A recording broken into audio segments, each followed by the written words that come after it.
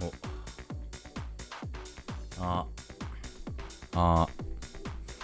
とかな。いい人さん、こんばんは、どうもいらっしゃいませ。ガチで大損やりてえ。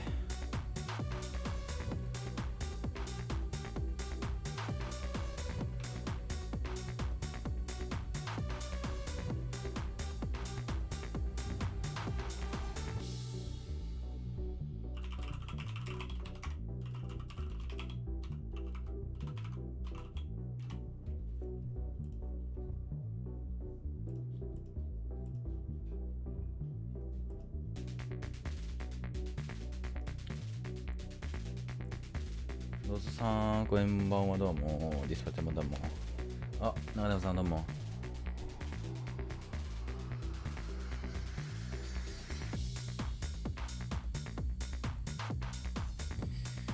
今日は一応最後まで見るつもりやけど、って感じかな。誰か来てくれたんやけどな。一人でみんなしんどいわ。喋らなくていいんやったら全部入れんねんけどな。一言も喋らないんだったら全部入れるんだけど。よいしょ。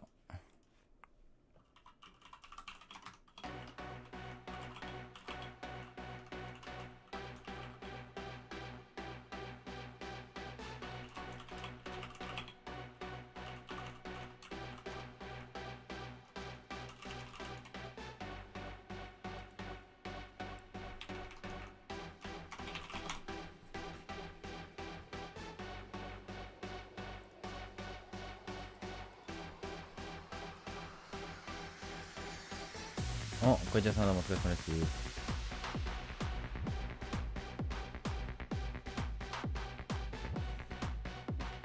きなりパリ、ロンドンか。まあ、さすがにロンドン勝ちそうやけどな、こうなったら。ちなみにガチでウォーゾーンしたい。めちゃくちゃウォーゾーンしたい。で今日4試合、明日5試合でしょ。間に合わねえよ。なんでメジャーでいきなりさ、そんななんか4試合とか5試合するん。もうちょっとゆっくり行こう、ゆっくり。もうちょっとこうスローペースでいきましょう。大吉衝撃さん、こんばんは、どうも。ウルトラといい試合したからどんどん 3-1。そうだよね、それはそうだよね。KTR さん、こんにちは、どうも。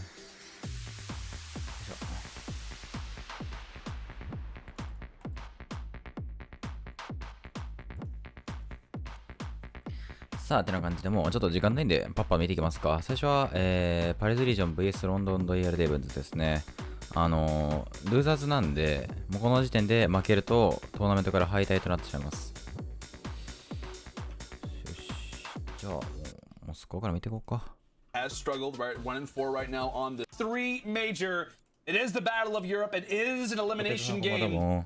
One team will stay alive and the other will be headed right for the exit. Right? Here we go, folks, into the Moscow. And like I said, this has been a map that the Ravens have played quite frequently as of late. I know Zed has talked on the phone before about how they've kind of started to figure out how to play the money hills a little bit better.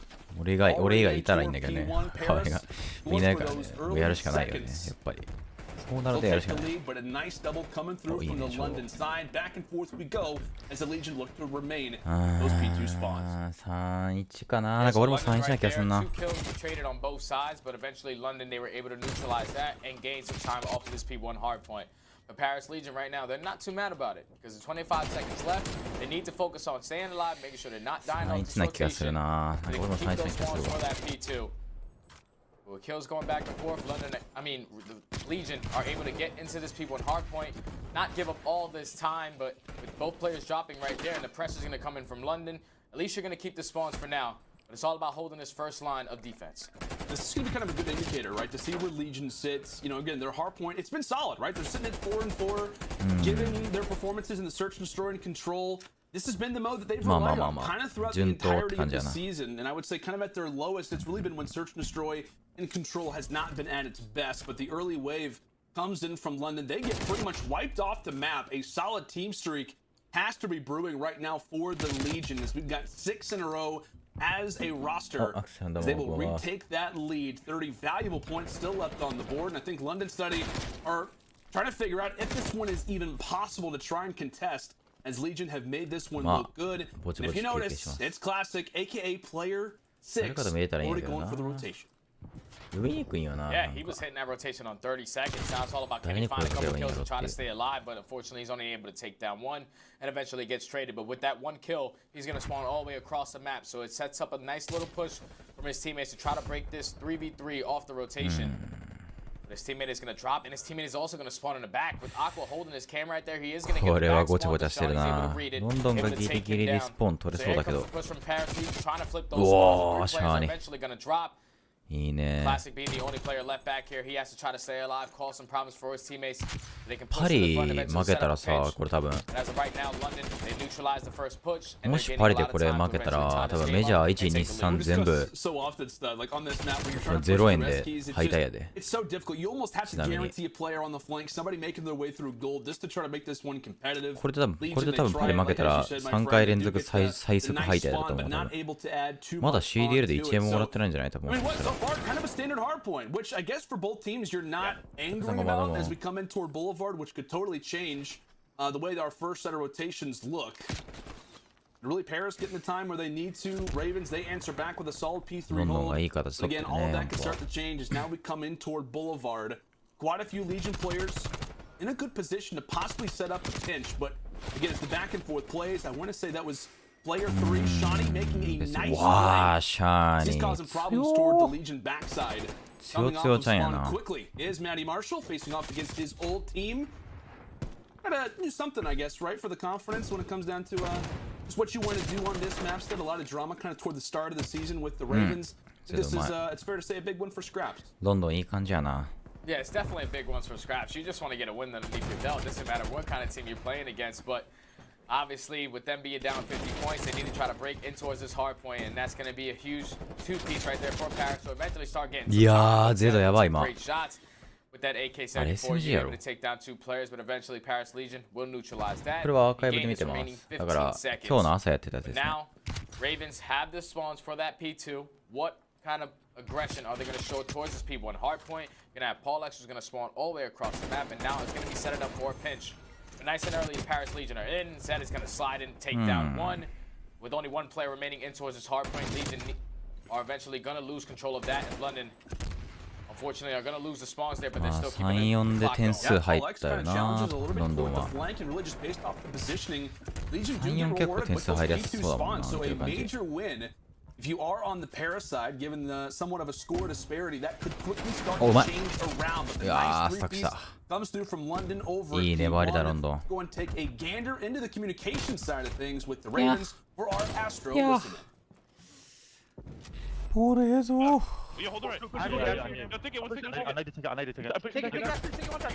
どこ抜いてんねん。ボールハックや。すごいな。う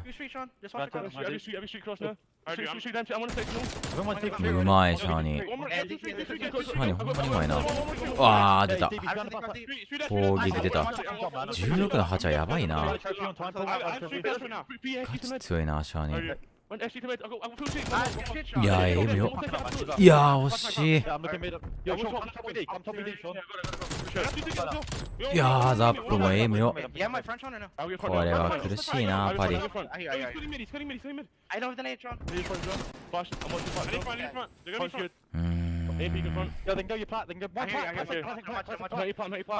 はちゃんと固めてるからな、ロンドン。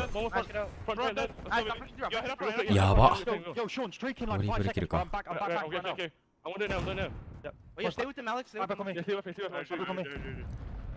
ロがどんだけ耐えれるかな。無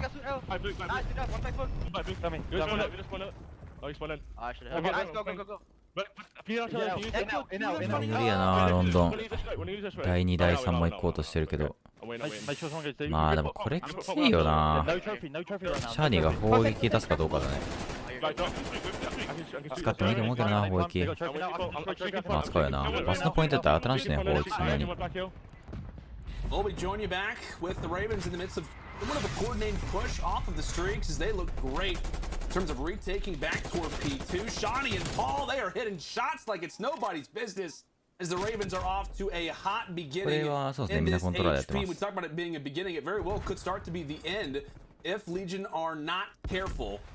Let's start kind of getting back to the communication side of things. We cast the Ravens a decent amount. We get to kind of listen in with these guys often. Where did that comm session kind of rank for you?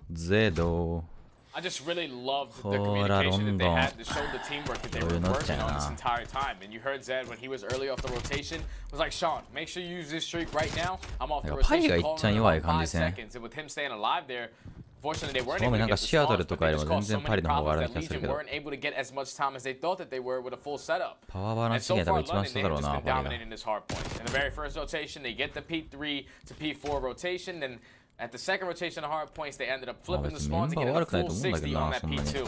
And that's why you see the lead such a drastic lead right now for the Ravens. With only 34 points away from closing out this map number 1. They're playing beautiful hard point on the back of Paulex and Shawnee. Those two with those ARs are really setting the tones, picking up some streaks. And it's just really difficult right now for Paris to try to fight back into this one, because if you're not rotating on this one, you will get punished, and London are capitalizing every time. Oh, Shawnee, mate, put the word down through the boulevard, and what, man, this marks kind of 3, and honestly, the game's not over yet, but just kind of at least starts, right, as the Ravens look to be coming in toward the final stretch here soon, but this marks 3 dominant hard points. オーストラリア勢を引き抜けるんやったら、オーストラリア勢持ってきたらもうちょっと強化できると思うけどな。The other one on まだ Apocalypse. 無理か、さすがに。 What do you think has been the defining factor to Ravens, not just, you know, solid plays in hardpoint, but their dominance over these last 3?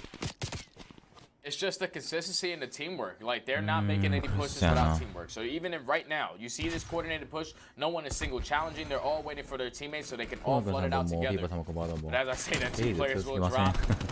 And eventually, you know, the hill is going to go back in favor of the Paris Legion. But the Ravens, they have just done a great job of just working together, making sure that their team pushes are on point. And just making sure that they're using their communication to the best of their ability. That's why they have such a drastic lead. They're working so well together right now. Everyone is playing really consistent. I was kind of surprised that we actually saw Tim have a streak in that moment. He'll have to put it down in P1. It's not just a matter of should we, it's we have to. And making good work of it does take down. テンポもよくストリーク持ってたね、今のは。3-0 かな。3-0 っすかね、これは。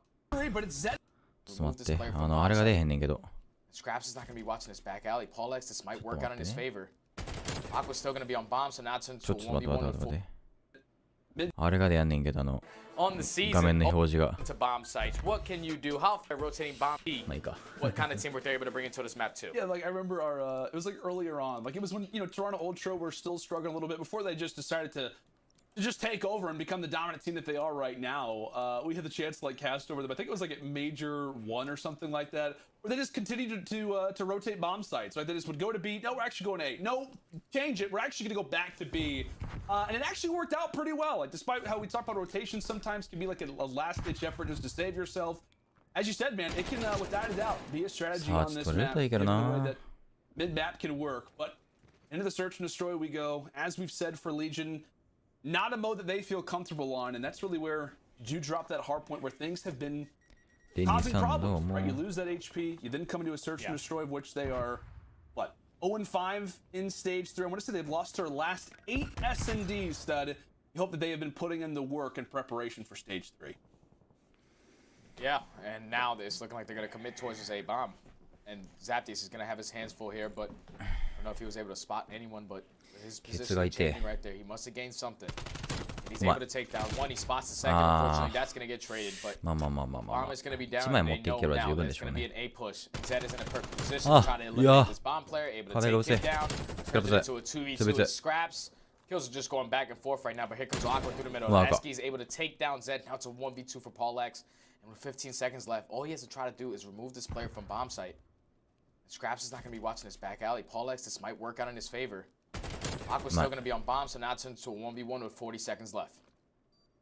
40 seconds on the clock. Again, we talk about momentum, how big this could be. いやー、でもスクラップの位置読まれへんな、あれは。外周気になるわ、絶対。これは読まれへんと思う。So close. He's looking toward Eskies. Does he hear the steps? He does not. Scraps is ready. Scraps takes him down. Around that comes down to the wire. I thought that for a moment Paul had the 1v2 ready to go, but just does not check the corner. So many angles where you can hide. そうだね、今、ロンドン1-0。But good early plays, but it's overall ハーパー完璧だったね。Probably go from the right side of the room so you can just look straight at that bomb site. 確かにね、 Not give up one of those ロン free ドンの kills. 名 But 声は Scraps 可愛いよ puts ね。 himself in a great position, able to get 3 on the round, working towards some streaks. And now Paris Legion up 1-0. And the Ravens, they're deciding to commit towards this A push. Alex is going to be spotting towards back alley, but the only thing is Paris have 3 players at this A site. So London, they took control of middle of the map, but the bomb is going to be coming up towards Eskies. This is going to be an all-out bloodbath, literally 5 seconds. In just a matter of time. Ding ding, ringing the dinner bell. Scraps is hungry, but Zed with the 流れていた。正面衝突。 Finds one Paul there for the trade. As you said, my friend, an all-out bloodbath. A bloody, interesting round as Aqua looks to try to take down Shawnee, but it's all damage. No kills working out. Every which way he runs, he's running into something. Whether it's the shots, whether it's the utility, or at the very least the vision. Does he catch the angle on the shot? He doesn't. He goes for the pistol challenge. Aqua, I guess he was feeling like he was on a heater, but decides to go for the second. ワンチャン勝ちそうだったけど大丈夫 I で don't す know か about you. I feel like it's kind of an odd challenge given the timing, but regardless, London they snagged the round. Back-to-back 1v1s. 今のやばかったな、アクア。 Yeah, right there, Aqua in that 1v2 situation. He knew that Shawnee was going to be working towards the bomb plan, but he up on to walk away with that. Scraps just, Aqua just read the play wrong. He thought that Paul X was going to be a little aggressive towards that back alley, but he wasn't. Eventually, it cost him right there. But now we're tied at 1-1. And this time, Paris Legion, they're going to commit towards this B site. They knew that Paul X, he was playing that window last time, and he was able to put some shots onto Aqua from that street. But they know the positioning now. Able to eliminate that. Eventually, they're trying to take control of this B-bomb site. Shoulder is going to come in. Paul X is going to gain some info, but with the shots coming in, he's going to have to retreat, give it up. There should be a free bomb plan for Paris. A good start for Paris just to utilize those numbers, take control of the bomb site, yet for anyone to drop, but Paul is happy to change up the pace. Now he's sitting on 3 in a row, looks to regain control now with his teammates, but we know how Moscow can be. Players can line up from time to time, but it will be a worthy sacrifice in the end as Aqua says goodnight toward the street, and it all comes down to Scraps. The bomb diffuse is already in. Paul wins the fight. The streak continues for him. And his good old buddy Zaptia says, you know what, you've been playing so well, let's go ahead and reward you with a defuse. A great retake there out of London. Yeah, and that's huge plays out of Paul X right there, because he's that offensive round. That A push really worked out, but I don't think they're going to do that again. Paris might make the proper adjustments, so the bomb might go over towards B if you're London, and that's exactly what's going to happen. We see so often, right? Teams just trying to make some noise over at A, try to force that defensive team to commit, maybe even force numbers toward the other side of the map, but really the 2 players hanging out toward mid may in fact force out a flank at that A side. Meanwhile, これはどっちにも流れられるんだけど、タイミングが良かったね。 toward the Eskies as they set up a nice angle, do the Legion. A huge win for Paul, but Zapnius gets traded out. It all comes down to Paul again. 6 in a row for him. Tries to go for the movement up close, and despite the dent, despite the chunk, Paul is able to walk away within this round. Paris, they're forced. Yeah, I'm pretty sure they're going to be there. Times it perfectly as they were trying to rotate up towards that A site and do the same exact play that they got in the first round. Doesn't work out for the Ravens right there. Good adjustments from Legion to take control of middle map. Now they tied the game up at 2-2. Now they're on another offensive push. Scraps having himself a game. It's 7-3. So far, the Ravens, they're sending 3 players towards this A site. It's going to be a slower push, so that player is going to wrap back towards the back middle. Right now, Paris looking like they're trying to take mid-map control so they can have easy rotation to both bomb sites. It's just the freedom, right? When you're on offense, you're just looking for that freedom. That mid lane, obviously, that can set you up quite well. Many teams are going to kind of force this strategy out in the Moscows. Paris are no different. 0-3 so far for Classic. Hopes to turn that around, but he's got to be careful. It's Shawnee up toward the top police. Got many careers. Maybe a policeman, maybe one in his future. Who knows? Here we go. Into the crossing. いや、いいとこ待ってたけど、ちょっと弱かったかな、位置的には。It will be the early kills. It's Aqua toward the いや side ー and いいエイマ Zaptius か wondering what just happened to my ちょっ teammates. と How have ポ we ールに lost して the 微妙やっ bomb たか site な the way that カ we バーできやん have? からね1 Is able to trade one, but it is dominance this time around here on the offense し out っ of かり拾っ Paris. たね Towards there, 2 on the round. And that's going to be 5 in a row for Aqua. 2 away from picking up some streaks. And one thing about Aqua that we were tending to talk about in the beginning of the year, he was really one of those top ARs. Yeah. And I feel like from stage 2 to stage 3, he's really fell off or just not been as consistent as he was. And it's been hurting his team a lot, but starting to find his footing in his search and destroy. Try to tie the series up 1-1. すごい Look like they're gonna be す aggressive ごい towards the side 10. ことなってる He's ね right around the corner from す 2げえことなっ players. てるねこれ同級生が Trophies する to save his life, but セ classic. ンターいやー Able to これ get いい his 作戦 first だわ kill. センターから Also 挟 problem みに from 行 the middle く of the Eskies. 後天的な作戦 Zaptius' turn on the other end. しかし London 型にはまれば able to 強いものは answer 強い with a reply of their ザッ own. プも返して 3v3 Well, just based off the setup that Legion have. Paris, they've got to make a move. Maybe they try to go for a rotation, but they will look to head this one on towards the あ side. あ取られた As Classic punching in his second, V3 as now it all うん comes これは down to Paul. V3 Arguably the one player that you do not want to face off against, but Paris continue on their いい dominant 感じ spree. に Is 作 that 戦ハマってるね wrap? パリの Yeah, London need to try to make some Defensive adjustments here on their defensive. defensives. They know that Paul X is going to be that individual player at that B bomb site. But look, here comes the adjustment. They're going to send 2 players over towards that street and 2 players at A site. This cannot work out for them because Paris Legion is setting all 4. They do have the man advantage here. It's all about just trying to locate these players. They're able to spot one, but they're being so aggressive. Zaptius from the back Yeah, alley is able to Zaptius take down 2. Just from a 4v2 situation turns into a 2v2 at this A site. You see number 4, he's going to be setting up for that pinch. But just like that, Zaptius is able to take down the last player in the Ravens. They hold the push. Great work out of Zaptius and his teammate 赤ファイだった in んだけど Shawnee ねや to るわ hold down this A site by themselves in a 4v2 situation, メン pick バー up 変更 3 しちゃっ kills, たね and eventually win the round. That was the swing round right there. To get 強いな 4-3 instead of 5-2 is big for the London Royal Ravens. We've talked about it consistently, right? Zap, so far in Search and Destroy hasn't been great, right? London just in general, the Search and Destroys have not been excellent. Sits at a 0.67 coming into the major. Granted, it is 5 series overall. But still, he has been their playmaker at times. He's taking over in the S&Ds. I mean, one of his kind of main attributes coming into this roster was, hey, maybe we can improve in the S&Ds, and you see him have a solid round like that, and it tells you the story. Rookies can make such a big impact on their rosters, and the Ravens 持っていけない felt か that firsthand. 惜 Another しい big な round for London to try and take arguably another swing round based on how you looked at it, but it's Scraps was able to drop the first one off the rip. Gonna try to hold down this B bomb site valiantly. Keep in mind, player 8 in Temp making his way up toward the flank, but with Paul being in the position that he is, it's all about which way does Temp look to go. Does he go toward courtyard? Does he make his way up through middle? And it appears he will stand still for now, holding out. So we've got 3 versus 2 fight over at B. Meanwhile, a 1v1 that will wait to go うわ down 伏せ虫や伏せ虫 momentarily. うまい As Zed goes for the あーいい ADS カバータッ transfer, プ Zaptius あー drops, 別 and now all comes down to Paul. これは別 A 1 versus 2, 20 seconds テン left. プの位置が分かってないんだよな Bomb is down. おこれは We'll see it, how he attempts to play this. You can find this early one versus Scraps. That would be big, but ここは Paul スクラップで not able to put in the damage. As Legion, a much-needed round for them to get damage. いいね Ravens position, 粘っ he たね commits on the street. Just runs into both ARs on the side of Paris. He gets first サーチは blooded, 結構 and パリの eventually 形ハマって Paris た has set up ね such a great team push to 5-3 eliminate both players out of that B bomb site. Every kill gets traded, but at the end お of ー the day, 赤 they も have 強い the 2v1 advantage. シャーニーどこ落としてんのこれあシャーニーが赤落としてん One の kill か going 強 in いな favor of both teams, so now we're at 3v3. And it's round number 9.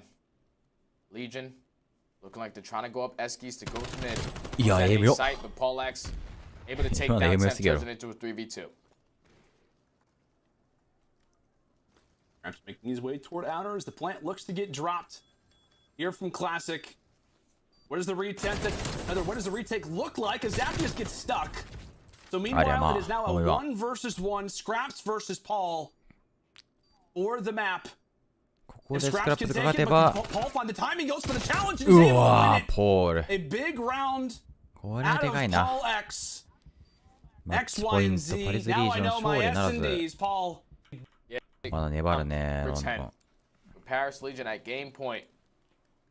Ravens need to make an adjustment on their offensive pushes. So far, their B push has been shut down. So do they decide to take mid-map once again and go up Eskies? That's what really worked for them in their very first offensive push.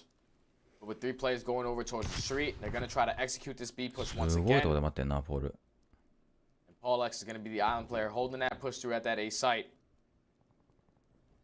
London, they're going to make the adjustments. They're just going to cut right through the middle of the map. Scraps is able to spot a couple players, but unfortunately not able to get anyone down. But Aqua, with this artillery, he's going to probably strike all over the middle of the map. It's going to get called in, so Ravens players are not going to read that. Instead, unfortunately, he's going to get first blood with it. Big streak and a great choice. They're coming out of Aqua, right? Get rid of every lane. Just try to shut down any play that you can. It's classic. Maybe between a rock and a hard place. How quick can Scraps get there for the trade? Right on time. 3 versus 2. Legion with the advantage. There goes Paul, and now it all comes down to Zap. And it's the Diamante to close it out. Despite 8 straight losses and the search and destroy for Paris, they snapped the streak in a moment where they need it the most. Now leveling the series at 1-1, as it was a team effort toward the stretch, Stud. Definitely a team effort from start to finish, man. Paris Legion, if they do not execute that one play when Aqua put some early shots down, that kill. So now in a 4v3 comes to this, a huge moment. I know the right there in that situation, which one do they want to save? Because B is a lot harder to cap, but if they're able to take B right off the rip, A is basically going to be a free capture if they don't have any map control. It's a great point, man. Like I said, it's never going to be an easy task to try and shut down a team like London, given their strength in offense recently. But hey, Legion, they want to search and destroy. Who knows what could happen? Again, control not as bad, right? 1-4 so far throughout the regular season. We just know this team, right? They have slayers, they have guys who can take over in maps. We'll see how they come to play now on Checkmate. Off the rip for Paris, they will be on the attacking side. Talk consistently about these opening breaks, how teams can kind of get themselves off to a nice start, but so far it is London through the early stages, through the early team fights, stopping some of that early progress. Zaptius wins a big one over toward B. Aqua gets shut down as well, as London looks to regain and pretty much proclaim themselves throughout the middle side of the map. Yeah, so now they have full map control. So now it's all about Paris Legion slowing down, trying to find some kills, but Classic, unfortunately, he's going to drop. So now with Zaptius pushing up towards this left side, everybody is going to spawn over towards that blue side. But I don't know if they gain any information of Zaptius. They're trying to pick up some kills to push out that left alley. Kills are going back and forth, but here comes Zaptius off the flank. Now they gain that information that the player is in their base. So they have to try to slow down to get out of this positioning. Zaptius, even with him not picking up any kills right now, influencing the spawns, he's causing so much problems. A lot of time is just being wasted on the clock right now. Yeah, it's crazy, right? If you don't get on the point, especially on one like Checkmate, where times it's spotty, right? Whenever you can try to take over one of these points, get some time. Clock can quickly start to get away from you. There's 10 seconds left, not a single bit of progress for either of the points. So far for Paris, Zaptius once again sitting firmly in the base of Legion, locking things up, and it will be a convincing defense off the start. I know we were looking quite a bit through the eyes of Zaptius, which don't get me wrong, I mean, he plays well throughout this first side, just causing some problems, but it was everybody from the Ravens winning the fights they needed to do. Yeah, just when they started off, right off the rip of that map, it was just kills going back and forth. But eventually, London Royal Ravens, they come out on top, able to get a nice 4 dead, and push it for the more map control. Once Classic died out, pushing towards that yellow crate, it opened up that lane for Zaptius to just be that menace in the spawn. He was just causing so many problems. When players are getting shot in their back, they have to turn around, and then eventually the players off spawn, they're slowing down because they know Zaptius is going to be able to shoot them in the back. So London, they walk away with a pretty convincing defensive round off the rip. Now it's all about their offensive push, and with Zed getting that first blood, getting early onto that B point, this is exactly what we were talking about, just causing problems, having both having both sides to start getting ticks off. But Paris Legion able to eliminate a couple players and gain some more map control. London, they're still not trapped in their base, and they have a live advantage. London forcing the issue over toward A. A few of the fights starting to go their direction. And Paul says, you know what? Screw the plane. I'm going to go around their spawn and cause some problems that way. We're going for Zaptius. How about my turn? The nice 3 spree there from Paul. Sharny does get wiped off the map, but it's not all for naught. That 8 point is looking good, and again, we talked about it. It's the chaos. It's や their ーもうロンドン ability のキルド to ばっか spread や out な across the map. An extra minute on the board, and Zed is ready and waiting. Shawnee from the top side. The long time うまシャー duo. に The vets on this team putting in the work and just trying to cause some issues for Legion off of those spawns. The nades finally caused some 暴れすぎて issues. 投げ But 物飛んできた London just seconds away, moments away from getting that second tick. Big fight without a doubt, quickly over at the point. But it's the SMGs working so well in tandem. Back and forth we go. Zed wins another big kill. His 5 streak will in fact end, but with a minute and 50 on the clock, presence without a doubt has been felt so far for London. Yeah, but Paris Legion did do such a great job right there to just neutralize that point and gain map control in the process. So now London, with a minute 30, one live advantage. They had to try to break out of this setup, but Shawnee, he's going to start it off great. Some great shots on attempt, but here comes Classic, the playmaker. Able to push up through this yellow crate. He's going to force all those spawns to come on towards back blue. And now when they're coming on spawn, they have to worry about this guy. He's still picking up kills left and right. Unfortunately, he's going to get traded, but that's going to be another 3 down for the Ravens. It does go to around number 5, with them just taking that 8 point, they should be able to get it. But Paris, they're just doing such a great job of just being aggressive on defense, making sure none of these players are able to exit their spawn. Temp is all the way pushed up through the yellow building, able to take down another 2. Just like that, Paris, they found their footing on their defensive round, and they should be able to win this. And that doubled very well. They have sealed the deal. That was kind of a life count situation that was then trying to group up. Temp found some problems, Classic as well. Trying to get back in the base, and Temp's still here, by the way. No, he hasn't dropped yet. London have yet to deal with the over-existing problem that sits toward the flank. Shawnee will look to try and handle it. London now with no respawns left. That is the final life coming in. There from Pollen. What can they do with it? What can they do with the chances that they're given? That it will be a quick 2. Everybody trying to play their life. Shawnee is gone, but Zapdos is winning the fights. Paul watching a few players off of spawn, and now he will be the final player left. It looked good for a moment there from London. We talked about this series so far has been one with snapping streaks, ending runs. Despite how great the London has been on offense and how great they were in this one. Their run of winning the opening offense on checkmate control finally gets ended here from a much-needed round out of Paris. Yeah, that one got a little scary because they were able to pick up a couple kills and then eventually have 2 people on that point. But Aqua, with that AR, able to eliminate both of those players and leave Paulette all by himself. So London, they make a great answer on their defensive round. Even though it wasn't that clean, we're giving up that 8 point. So if it does go to a round number 5, London will have defense just simply off the segments that they were able to collect on that very first offensive push. And now we're tied at 1-1. Paris Legion need to find an answer on their offense. So let's see what kind of adjustments they're going to make right off the rip. They're going to send 3 players over towards this A site.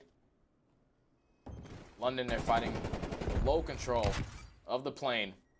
So eventually try to set up a pinch, but ticks are starting to come in. Some early progression onto this 8 point for Paris. It's just a much different look, right? When some of the offenses, just a totally different look for London in comparison how Paris likes to play it. But early time gain, Zed. Going to ruin all of that progress. So while it was nearly half the point captured, London come through in a big way. We're able to wipe the board clean.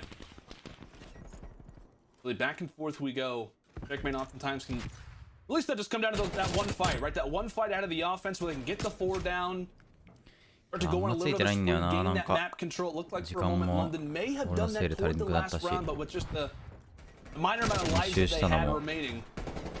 It's only a matter of time.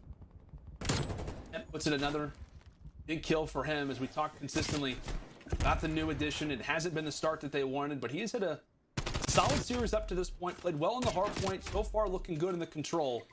とりあえず4試合ってのはしんどいんだよな、マジで。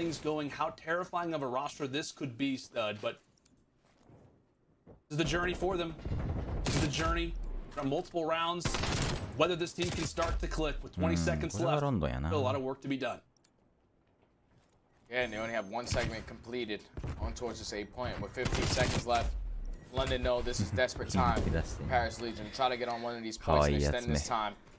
So they're keeping their aggression up. They're just holding back control, just holding the line. right now with a couple players from Paris over there trying to push over towards that A point. That's going to be another 3 down. The only player left is going to be able to touch this B point, which is classic. But with him getting eliminated, there's no one in a position to try to push up towards one of these points. And Ravens are going to walk away with the defensive round. I want to ask you too, right? Again, for the maybe Ravens come capturing that A point to try to get over towards B. イルレは12、16、14、33。ああ、めっちゃ高いな。They were able to get three players down. They had 2 players on the point, and it was going kind of fast. But you throw an extra body on there, he's able to cap that second point and then eventually work towards the third. But it was just too much time for Paris Legion to eventually open up with some kills, get out of their defensive setup, and eventually get that map control back in their favor. See what London is going to change it up this time. You see the adjustments right here out of London. Paris Legion, they stacked over towards that B point, but this time London, they make the adjustments. They go over towards A this time. And here comes the early progression on towards that point. And really, despite one SMG falling, it is Zapthia staying alive. Before having a solid game throughout this much needed control, but with that, Classic will cement the 3-piece and stop any of that progression. Now over toward A. Here comes the place now toward the spawn. Can he continue to cause havoc inside of London's base? At least he's able to drop 1 for the rip. Zapthia and Shani doing everything they can. Break out of their base. Again, we talked about on checkmate how quickly the time can start to get away from you. まあどっちかっていうとちゃんと下調べしなきゃいけないからね。どういうメタの動きなのかを探さなきゃいけない。Made some good work, but it's really been the trades. こうのんびり見てるからね。Advancing back and forth, Scraps. Major spot for him to win as well, but again, 30 seconds on the clock. London, they look to hone in, look to force the issue now over at A. Paul X drops toward top lane. Meanwhile, it's Zed leading the fray toward that A stream.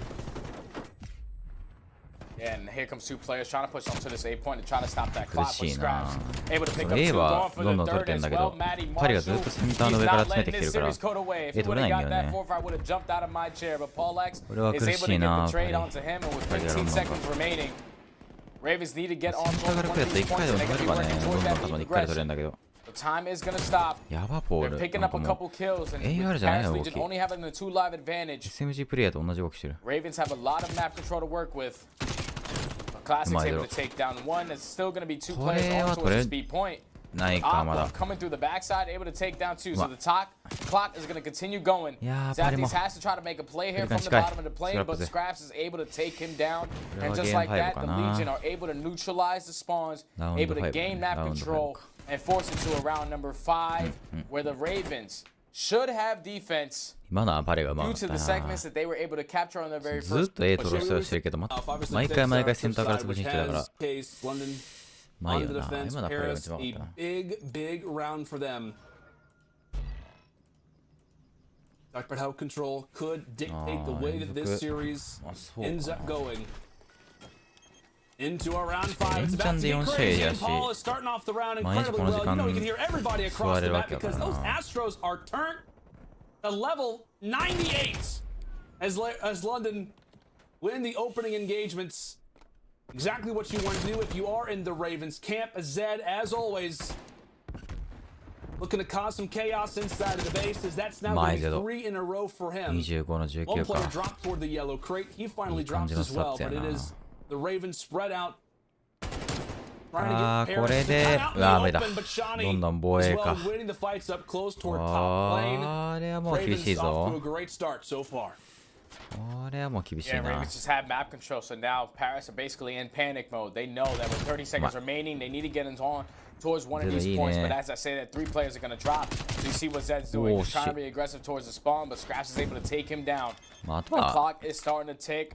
London have a 4 live advantage, but Zed in the process was able to pick up some streaks. So that's going to slow down a couple players from Paris Legion. Try to get on towards one of these points. Paul X is still trying to hold down the top lane. Eventually, he's going to get traded. But with 10 seconds left, they need to get on one of these points. They need to try to stop this clock. Unfortunately, Mr. Scraps is going to run out of bullets, cannot reload his weapon, and just like that, 2 players are going to drop. Paris need to try to get onto this point, and Classic is going to get onto it with about 2 seconds left.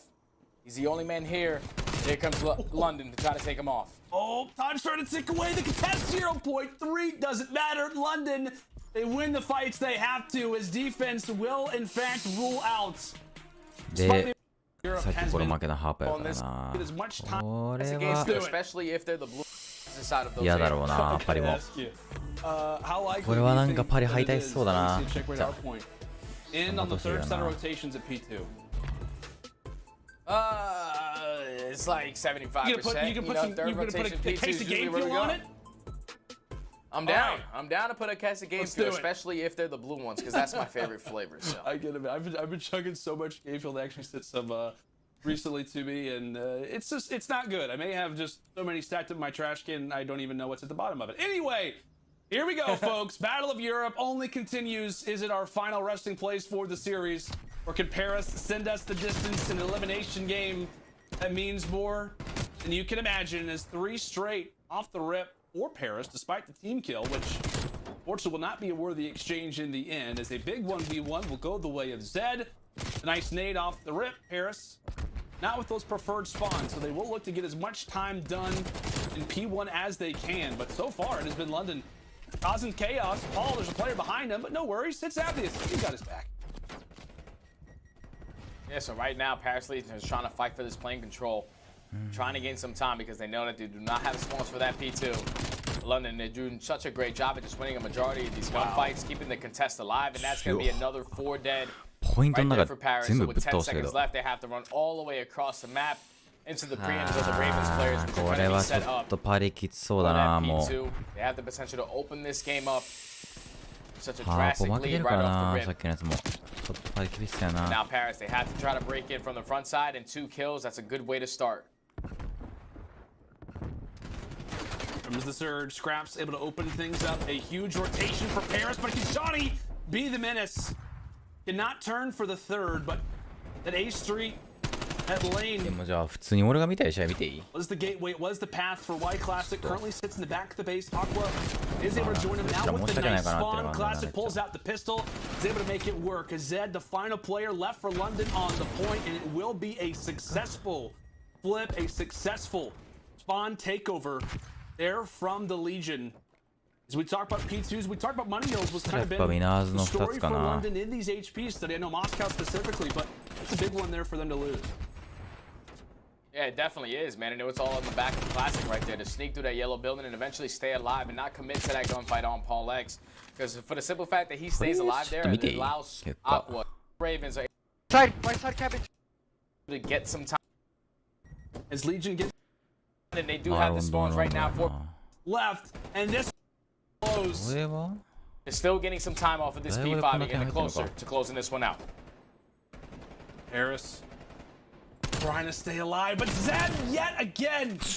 The SMGs overall being the difference makers. They work the Hollywood belongs to the Ravens as they stay alive in the stage 3 major. And we say goodbye to the Legion. I just love the Ravens play, man. They knew exactly what they needed to do in every situation. Even when they were able to flip out those spawns for P4, when they were spawning out towards yellow, they sent Shawnee all the way through the left side of the map. 多分上位に全く残っとってないと思うで、ほんまに。そのレベルやと思う。かわいそうやな。あんまりこううまいこと言ってないよな、パリは。辛いイメージあるな。ああ、投票制今日2試合どれ見ますかみたいな。そんなんもう、一生映らんくなるやん。だって。パリの試合とか絶対見やんやろ。パリロンドンとか絶対投票入らんやん。それはちょっとな。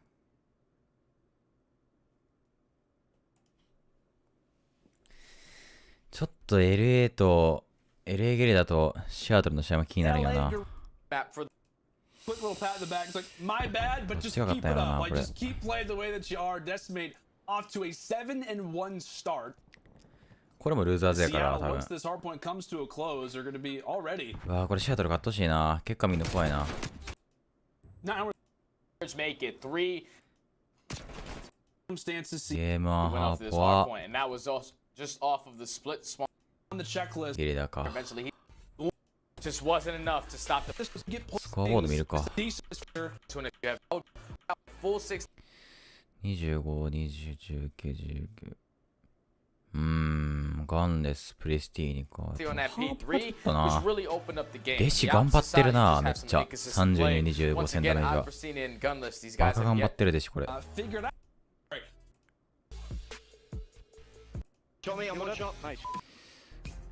れも多分ルーザーズだからな。えらい長いな、始まんの。In these particular spots, as they are able to walk away with the opening fight. Quickly traded though from Decimate. Now we've got ourselves a 3 versus 3, looking to try and iron out Octane. Able to do it. The long range shots from Apathy are going to be a little bit short.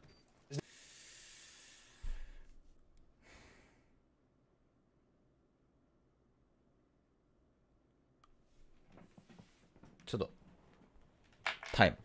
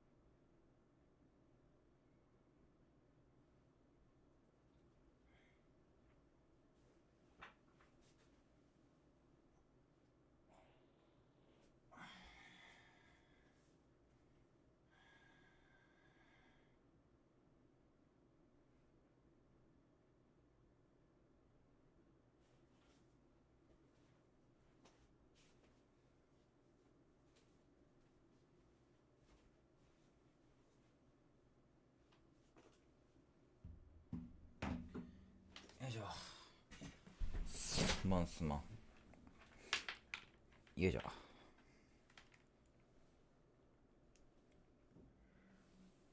よいしょ、ごめんごめん。いや、どっち？ Yeah, a lot easier indeed, man.シアトル嘘だよな。Have a chance. On assault, doesn't matter whether it's the Carrig, whether it's the QBZ, LAG are getting the job done as they stay alive, closing out the hard point in a dominant way. これは CDL プロポイント配ってるな。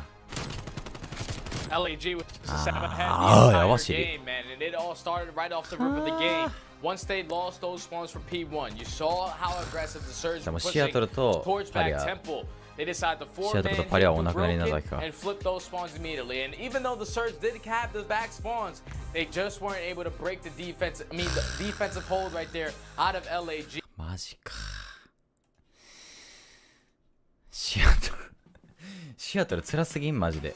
Ladies and gentlemen, welcome back to the Call of Duty League. It is time for another series, our first of the winners brackets here in Major 3, and it is going to be a true doozy. We're running it back all the way back to Major 1's grand final. It's Atlanta FaZe versus Dallas Empire, a match for the ages, but a very different look for both, well, for one of these teams. The other one is just really good at search and destroy now. Here we go, my name is Miles Ross, and his name is Chance, and we are ready to rock and roll with this one, my friend. How are you doing? I'm doing great. I feel like it's Christmas. It is a Thursday, and we get FaZe in Dallas for our first match. It honestly doesn't get better than this, man. This is how we kick off the week. I couldn't be happier. Nice. Here we go. Number 1 as we now get started. Major number 3. I'll see you there on the plane for map number 2. Here we go, maps and modes. Apocalypse, Checkmate, Garrison, Moscow, and a raid game 5. I don't know about you friends, but the pick'em so far today have been quite good. Again, here in the Major, you have to sort that bracket out from start to finish in one sitting, and I tell you what, it caused me a lot of stress putting that one together, but so far so good. Let's see how this series goes. Again, for Atlanta FaZe, coming in second place in the last Major and first in the first. Now, a chance to try to redeem this one, of course. Toronto Ultra waiting in the wings for these two teams to be done. We'll see who comes out on top. But a long and exciting series ahead of us, hopefully, Don't forget, we have one more match coming up later on today. Of course, LA Thieves taking on Florida Mutineers. For now, chance, the stage is set, our pieces are in place, and we are briefly waiting now for the curtain to rise and get this show on the road. Both teams and their respective facilities are set. You can see it is strictly business. Game faces across the board. The Crim Shake, which we will hopefully get to see in person one of these days, this stage. Here we go. Apocalypse Hardpoint, map number 1, as we now get started. Major number 3's winners bracket matchup, the first today. Here we go, my friend. Apocalypse up first. And just looking at those records, man, obviously Dallas hasn't played it a ton. There's still a lot to be learned, but from the side of FaZe, the 2-4, the struggles more recently. Again, 0-3 throughout the regular season of Stage 3. This is if they're allowing it through. You have to imagine they've been trying to make these adjustments, and something I'm very curious about, just how this opening break happens. Even from what Dallas Empire wants to do, I think the craziest strat we've seen, a 4 flood up through broken side, and well, it looks like Dallas potentially setting 3 players that way. Number 4, he's maybe lagging a little bit. 今のダラスやったらフェーズ3-0ありそうやな。 Here we go, the gunshots are through, and Dallas take it over. It's going to be a 2-4 right off the rip. They're going to have control now of the back, and that's Shotzi, number 1. Immediate flood out towards Temple side, and it looks like they may well have put those spawns. No, they haven't. Number 3 still spawning left. Oh, and that's strange. We're going to see how that one plays out. And again, Dallas not quite complete here, but Shotzi 3 in a row to start this one off. What a great start out, the young man. An electrifying beginning here to Apocalypse, but still Atlanta FaZe. They're still playing the objective. Elite goes toe-to-toe with the BZ, takes a couple with him, chance, and we're still fighting for control on the right-hand side of the map. 結局日本のリスも渡しちゃったな。 Still in place. I was going to say, all things considered, for the attempt off the opening break to get those first 2 kills, end up losing out on the time that quickly and not secure the spawn. FaZe is going to be happy, but FaZe is going to be sad if they start spawning out towards no man's, which is exactly what happens in the final 10 seconds. So getting punished for those final few gunfights. Now Empire swarmed to the backside of the hill, and maybe these P1, P2 struggles for FaZe are going to continue, or maybe they can clutch up inside the hill. Here we go. Already still doing good, holding onto this position. Hardpoint time ticking away for Atlanta FaZe right now. 45 seconds, give or take, remaining here. Jossie trying to find a cheeky peek. No one quite knows he's here. I take it back. RC's guns are up. Celium's going to come from behind. Celium through mid. Finds himself a second kill as well. And again, we are looking towards picking up some more time here. No one able to make much damage. Dallas being caught unaware, winded by a couple of knockout blows here from Atlanta FaZe. 今のダラスやったら正直 3-1、3-0 で負けてもおかしくないな、フェーズに。 As they approach the hard point, Dallas still struggling to make a dent here on Apocalypse. And honestly, what a wild start to this game, right? Dallas Empire off the rip, flip spawns. Even for the P2 break, they start spawning FaZe out towards no man's. You win a couple gunfights, you get the tempo control. And all these small little good things turn into a like 70-point lead for Atlanta. A ridiculous start, clearly. It put some time in to figure out what's going wrong. At least when you're losing spawns, you know what to do after. これいいな。5番誰だこれ。アシティか。アシティがいいとこ回ってきてるね、めっちゃ。あ、ディ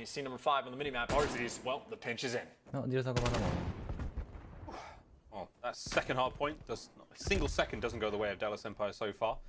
Let's see now what they've got as they can hold on to this one. Will we get the break or will Atlanta hold it? そうね、粘って、粘り粘って3、まあ2-3、1-3とか。かな、なんか。まあ今のフェーズに勝てるビジョンは見えへんな、まだ。昨日は別にいい感じだったんやけど。うまいな、アシティ。冷静やな、ほんまに。ドッキルスリップ、攻撃獲得アシティ。いいな。10点差か。ナイスクリーム。いやーいいな、6番セリウム。うわー挟み込んでる。フェーズが挟んでる。うわー取った。1キロ取った。粘り強いな。粘り強いな、フェーズ。うまっ。いや、フェーズうまっ。ナイスショッティ。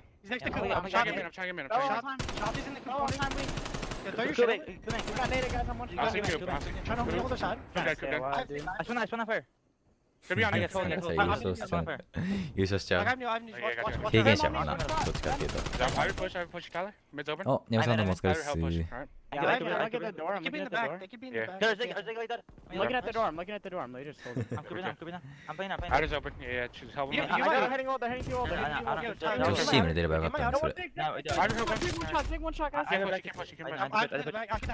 I've done the back. Spawn out, guys. I'm pinching. I'm trying to step in the back. I think it's done. I think it's done. Play tight. Play tight. Got you. Yo, float time and play tight. ダラスも追いついてるけどって感じやな I。went top.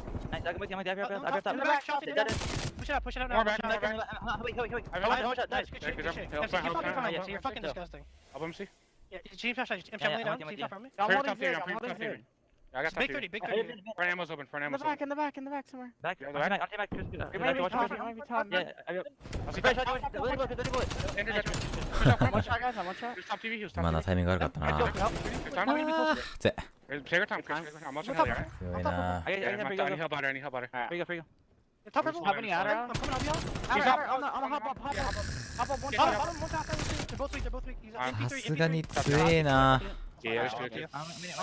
Yeah, go on together. やっぱフェーズ強いな。 Things starting to get a little closer than Sky they were now, after money. that second hard point. We saw Dallas manage to get the breaks in the third. Fourth doesn't quite go their way, mate. After the listening there, I mean, it's got to be said, Celium, one of the fastest walkers in the league by far, man. I think he's given Fellow a run for that Motormouth title.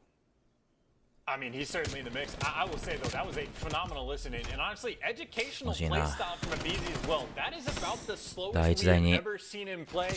Not flooding into the statue hill, not trying to throw his life away. He ends up running out anyway.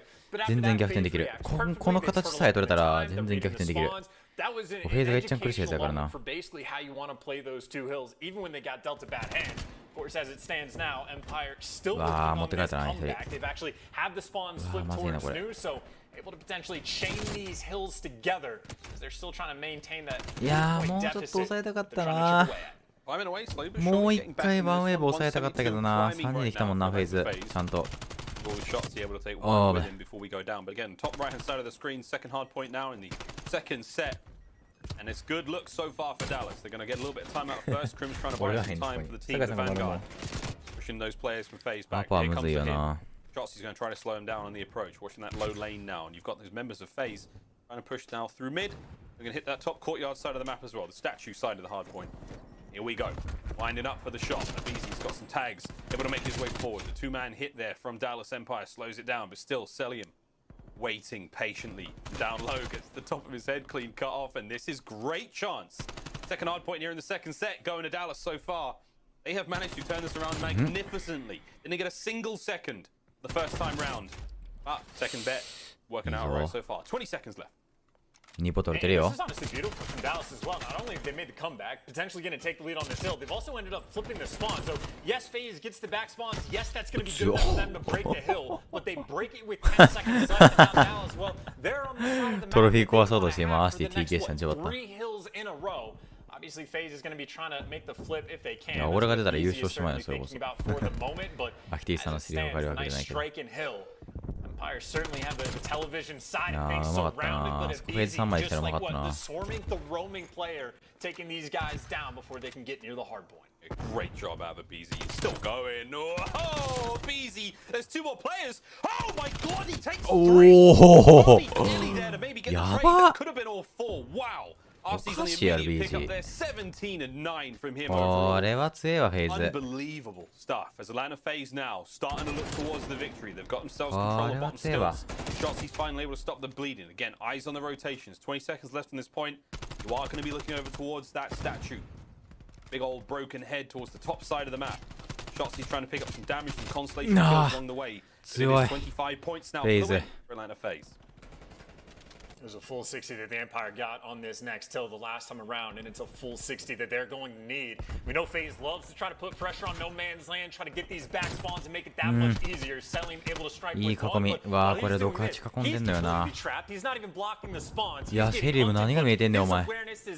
何が見えてんねん、セリウム。やばいな。BG とか待ってんな、これ。ひたすら粘るね、BG。こういうとこが偉いんだよな、フェーズは。ここ行くね。BG？ おー前。バーケモン持つ。いいタイミングで突っ込むわ、BG。前だけ2枚持ってっからな。あそこでさ、1枚持ってかんかったらガチで先輩やんか。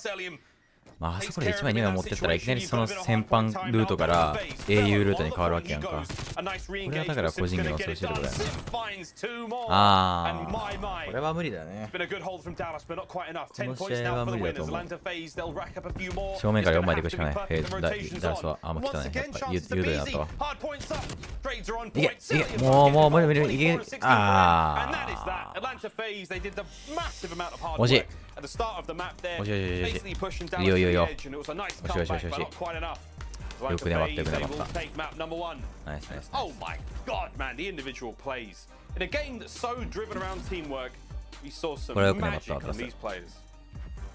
I mean, honestly, that seems like they were taking extreme care to play as perfectly as they N1 ハードポイントはフェイズとフェイズですと。ああでもチェックメイトのサーチフェイズうまいんだよな。ダラスもうまいんだけど、これはちょっと嫌な予感するな。そうだね、ダラスもちゃんと立て直してるね。Into the search we go. He's getting that left flank. Shots, he's got himself a bomb. We'll see if they'll stick to the plan. Plane. どこでファーストフラットってんねこいつ。早すぎやろ。He's able to provide there. Well, Sim might be the lone man in the actual airplane now, but he's going to bail out because they know they have that man advantage. And look at the problems that Beezy's causing, right? Pushes up A Street, gets a kill. Crim6 is now retreated to the back red tower, expecting a flank to come through, but he says, hey, we got the positioning, we got the man advantage. As long as I don't die, we should be good to go for this round. Is that bomb out working? まあなーてか、全員強いよな、チェックメイトのサーチは本当に。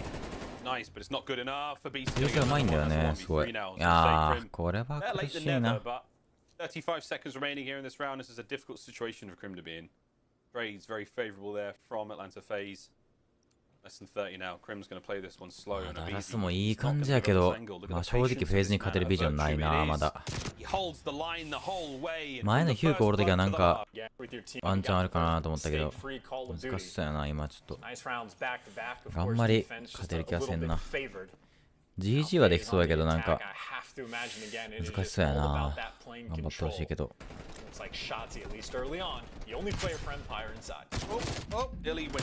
おお、ナイス。いいね。ここは壁抜いてる方が有利だからね。壁の中にいる方か。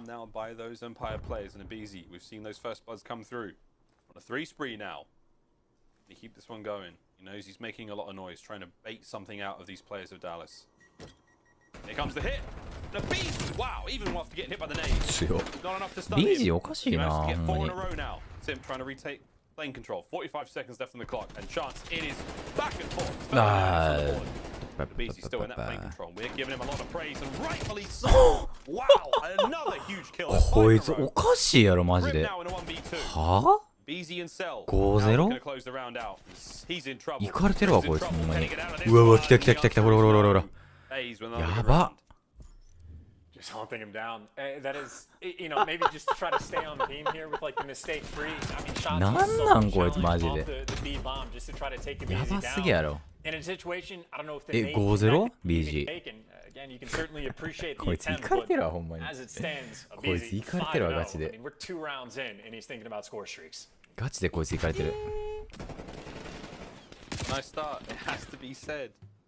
I mean, he's averaging almost, what, 400 damage a round right now? It's like, this is nuts. I mean, I can give you the exact number, but I don't want to be that nerdy. It's not my brand. He's looking to find that first blood once again. Deadly, patient gameplay. Shotsy gets involved, finally putsナイス。it down. ナイス、BG 落とした。 Little bit of friendly てか、 fire there, bit of a ここで BG 落としたのでかいな。 He and それ Shotsy 聞くんだ。 working brilliantly together here and trying to get onto that B-bomb site. Finally, will we see that bomb? You can get close enough to be planted. Cellium catches a career mountain about. いやー、クレーム落とした。 45 on the clock. 3v3。ナイスフェロ。 Fellow makes it a 2v3 chance. 3v2。人数入れたらすいいぞ。やめろ、セリアもつけ。セリアもつけ。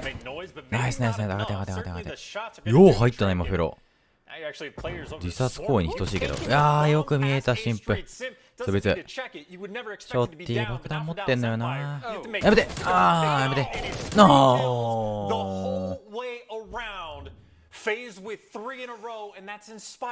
のー。マジか。セル強いな。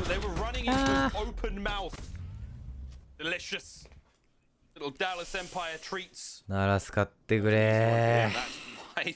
セリウム 5-0。こいつも 5-0 やねんけど。何してんのマジで。やばいやろ。なんでこんな 5-0 出てくるん。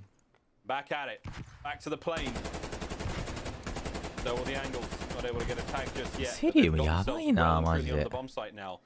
セル強いよ。こういう時っていうかもう常にやばいよこいつは。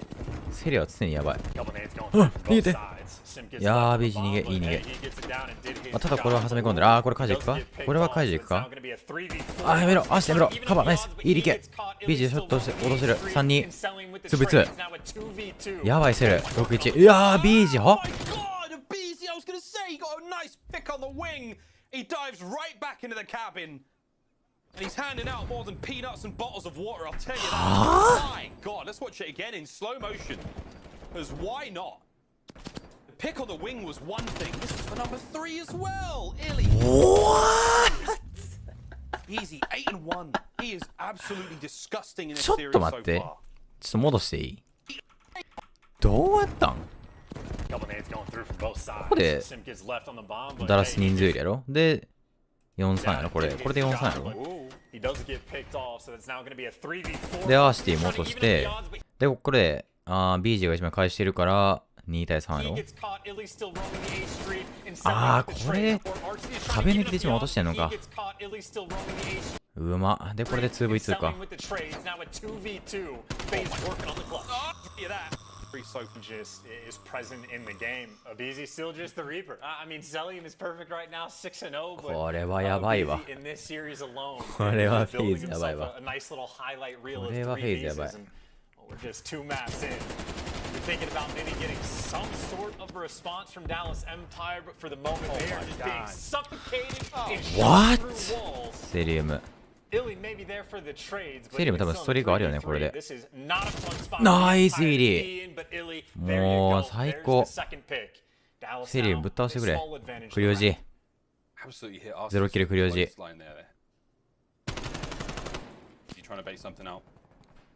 わあいいカバー。8-0。8-0？ 8-0？ 8-0-8-1ってやばすぎでしょ。お、ストリーク使うね。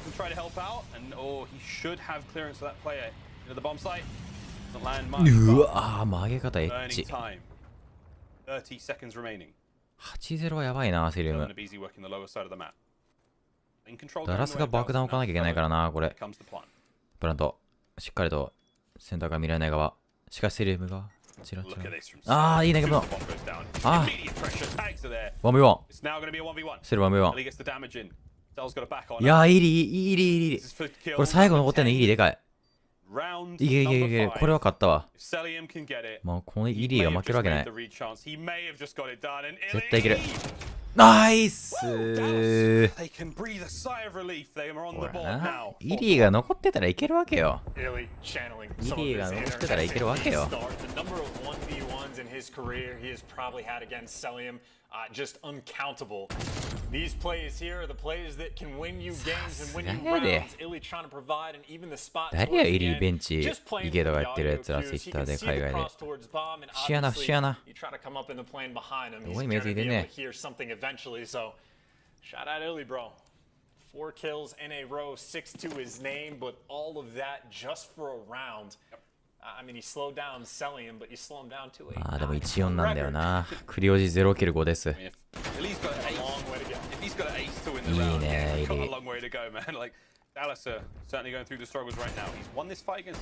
ェイズイリーみたいけどなガチで。いやー2枚で体出してきた。なんだうまかったな。ちゃんとどうせ壁出てくるっていう前提でちゃんと2枚で体出したいっていうのはうまかったな今のは。まあ、ああいう壁抜きは強いんだけど、あんまりやりすぎるとああいうの来るからな。4-3。いい壁抜き。欲しいね。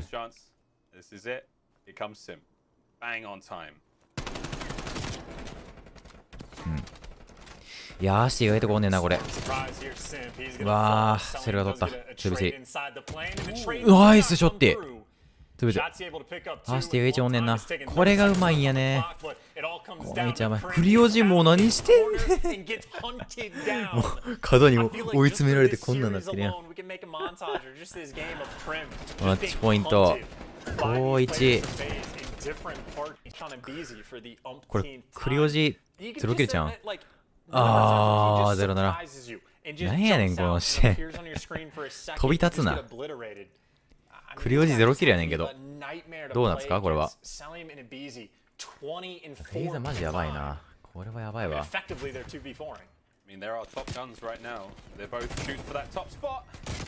なあ、神父やば。セリウム。11-2。11-2と10-3がオーラーフェーズ。こんな圧倒的なん？あ、これクリオジ0キルじゃん。おっとおっとおっとおーおーのはい、0キル7です。卵いただきましたと。まあ。こっからやダラスは。メンバー変えたばっかりですから。それでもあるよ。頑張れダラス。俺はイリーがダラスにおる限りは応援する。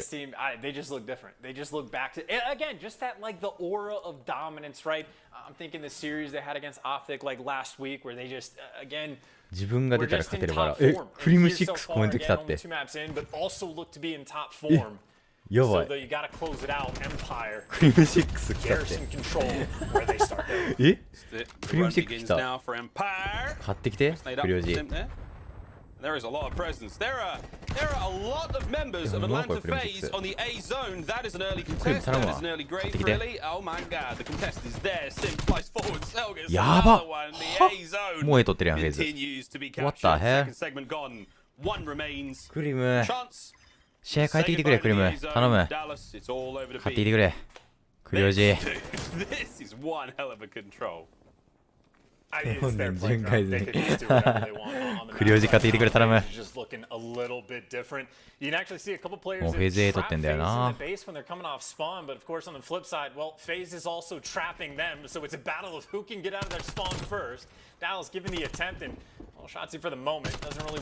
いや、ゴールはここ強いんだよな、リスキル。いい逃げ神父。おお。勝っちゃいそうやった神父な。Keeping his team in it and keeping that map control on defense so far. Yeah, he died once and went on a 4 spree. See if we can't make those streaks work out. Cell, toe to toe against Crim, takes him down. Lee's up next, trying to maintain that top green control. He's like that. See ya! I'm out. Sim's gonna get the kill just before he hits the ground. Fellow now trying to take care of the map. Coverage over the top from Crim's gonna help out. Shotsy gets involved as well. いいよ、ダラスこれ。抑えてる。フェーズは B だけなんだけどね。前に出れないね。いいフェロ。いいスキル。どういうパンチですか？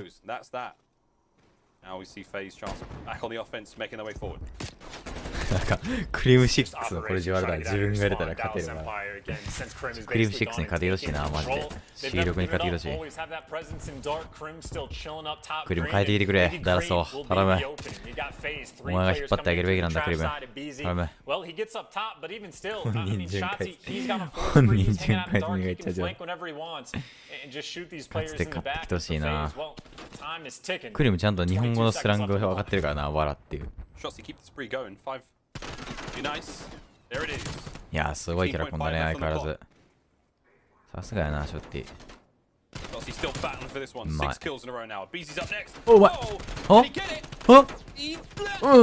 うますぎー。キャラコンうますぎー。キャラコンうますぎよ。いいぞ、ダラス。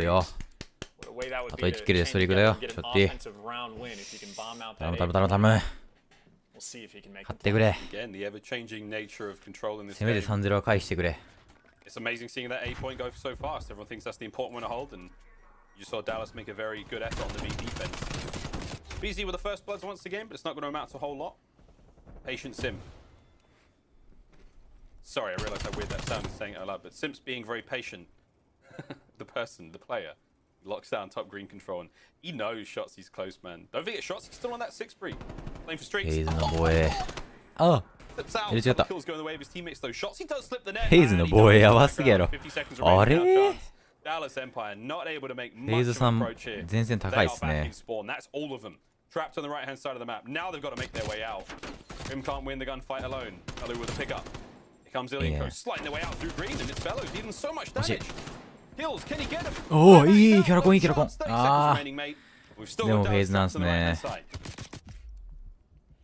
They're trying to find a way to break out, but basically they've had no life. They are getting overwhelmed 辛いな。 by Simp right now. He's been living under that sky tank for quite some time. There's another kill he's able to get. It's a 4 spree for him. His teammates have control of everything. You try to break out, Arsenal kills you. There's number 5 from him. Complete and utter dominance for both teams on their defensive rounds. And frankly, just the teamwork that FaZe exemplified in this round was on point, right? Simp let shot to get top green, trust his teammates to get the kills, they succeed. You get on your sky, you take one. まあまあまあまあまあ。 These three. まあ防衛防衛なんでね。はい。防衛防衛なんで。 Other attacking round now for Atlanta FaZe. Don't forget Simp on that 5 spree. 10 and 6 overall. 10 and 5 for Celium. Whole team really bringing this one together. Chance, but there we go. Atlanta FaZe doing what we'd expect of them. BJ ファーストブラッド。I'm expecting, honestly, just the amount of information Simp Simp's able to get, right? Pick up both the alleys, spots out Crim. I think they had an idea that fellow was playing around green, and now just working with his teammates to get the actual kills and stack up inside the point. Simp again just looking for his next BJ の距離感可愛すぎん。ナイス。ショッティショッティクリムショッティ。いい。いいよ。いいよいいよいいよいいよ。いいよいいよいいよ。いいよダラス。頼ますで。He's a tough man to exterminate. クリム倒してくれ。全部倒してくれ。 Hire some professional help to take care of a menace like that. Grim from up top now, just a bit of a peppering spray and keep these players back, and a BZ throwing them slinky shoulders. BZ 逃げ場なさすぎてやば。Killed! What? Why does that happen? BZ's having a series of a lifetime right now, breaking the rules of physics. Can we get an expert in here? Can we get someone to explain how a BZ does the things that a BZ does? I know it's getting boring, friends, just hearing us scream his name, but with good reason. Over to the end zone we go. Top man's on point trying to deal that damage, but Atlanta FaZe, man, they are capping it. 24.6 on the clock. Got fast and Simp had to go when that nade landed. But there we go, Chance. Almost going to see that first segment in A. Hey, look at this. Empire don't care though. 今のは今日の MVP やったな。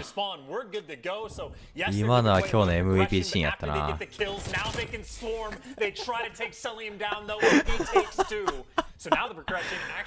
今のは今日の MVP シーンやったな、マジで。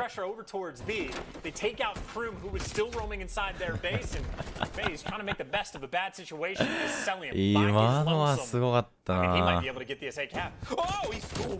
何してんの？取られるやん。何してんの？ここで？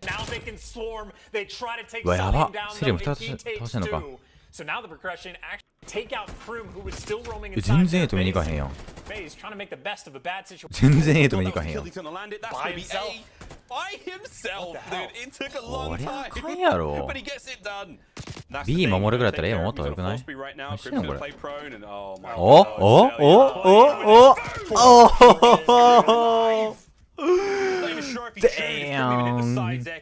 6キル、5キルスリークで砲撃持ってんだね、セリアム。これはダラス無理や。もうこんなんしてるようじゃ勝たれへんって。これは無理や。これはフェーズの勝ち。Atlanta FaZe style points indeed. Cell's still going to keep this spree going if he can take care of 一人で A 取った。セリウム最初から最後までこいつ一人で A 取った。やっなんなんこいつマジでチーターやろ。こいつ壁見えてるって。チーター普通に。こいつバンした方がいいでマジで。こいつやってるわマジで。まあしゃあない。相手チーターおるからダラス勝たれへんわこれは。さっ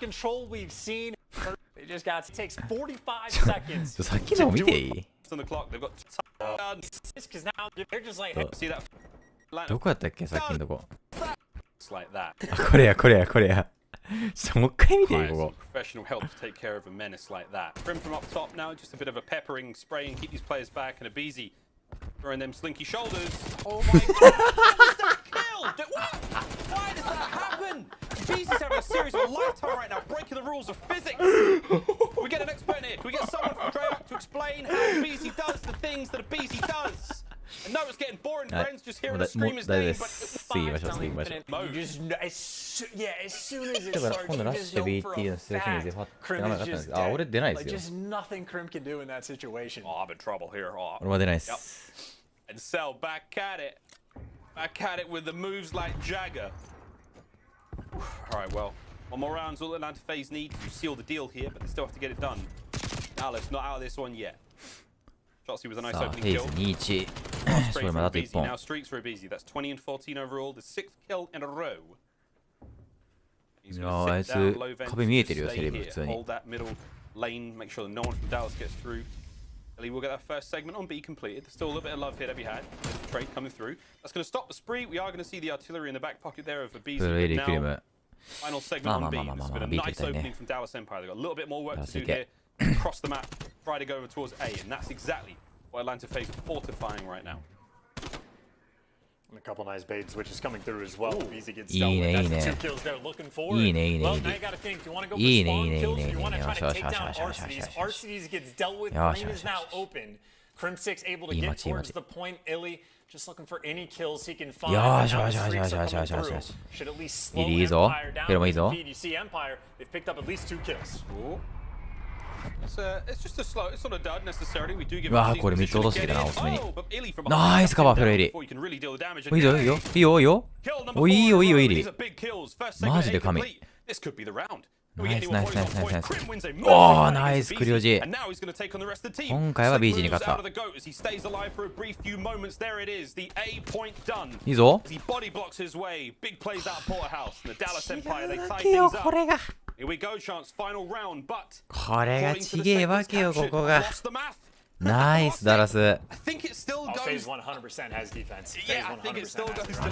ーズから攻め取れるんですよ。うちのダラス先輩は。攻めて1本取ってくれコントロール。頼む。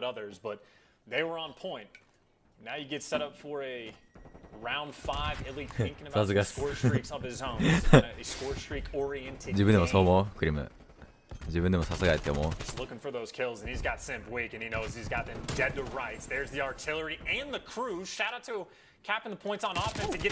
ああ、シリムちょい。いけ、ちょっとああ。ナイス。うまい。最後攻めか。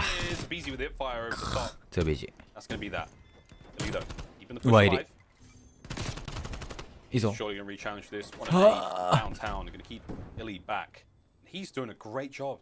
イリいいなマジでいい仕事してるわ。めっちゃいい仕事してるイリ。もう一人で入ってるもん。イリ偉い。ほんまに偉い。ほんまに偉いイリマジで。もう俺が泣きそう見てるだけで。もう偉すぎる。e スポでこの動きができるやつがいっちゃん強いよ。偉い。偉すぎるイリ。ナイスタイ。マジでいいタイ。これは偉いほんまに。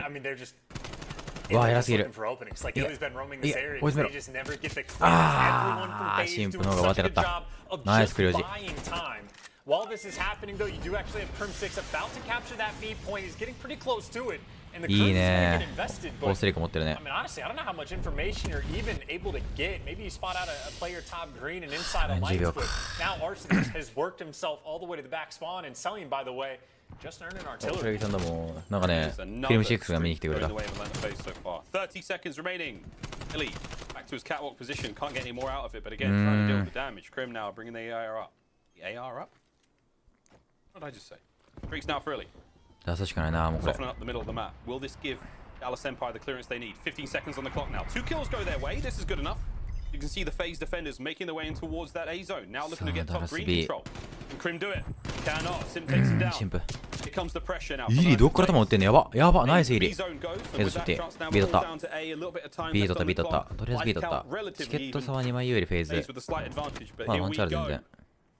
This is it for Atlanta FaZe. The Alamo. Last point to マジなん defend. かまだも Alice, う、そ got う、 to クリ get ム it がね、 done. 見に来てくれた。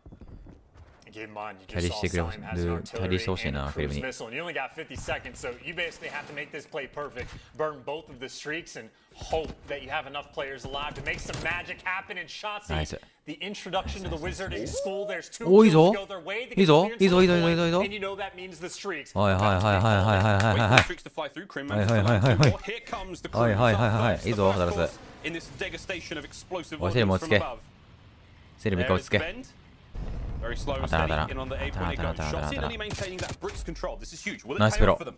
Now Selim trying to make the いいぞ entrance, and it's a nice いいねナイスセリム Dallas 落ち着け hold it on. セリム落ち着 Oh, け Illy ナイス was いい able 一 to 問 get 持ってった 26.6 ああ on もう the 最高 clock, though, as we still- we see いいよいいよいいよいいよ that いい number よ of Dallas on point. It is gonna やめろ be セリウム back line. Here 出すな comes the second wave of artillery. The まあ second まあまあまあ course. まあまあまあ Will まあ it be ま a あまあ big まあ fill? まあ It's gonna land, but not do too much damage. Fellow back onto the point.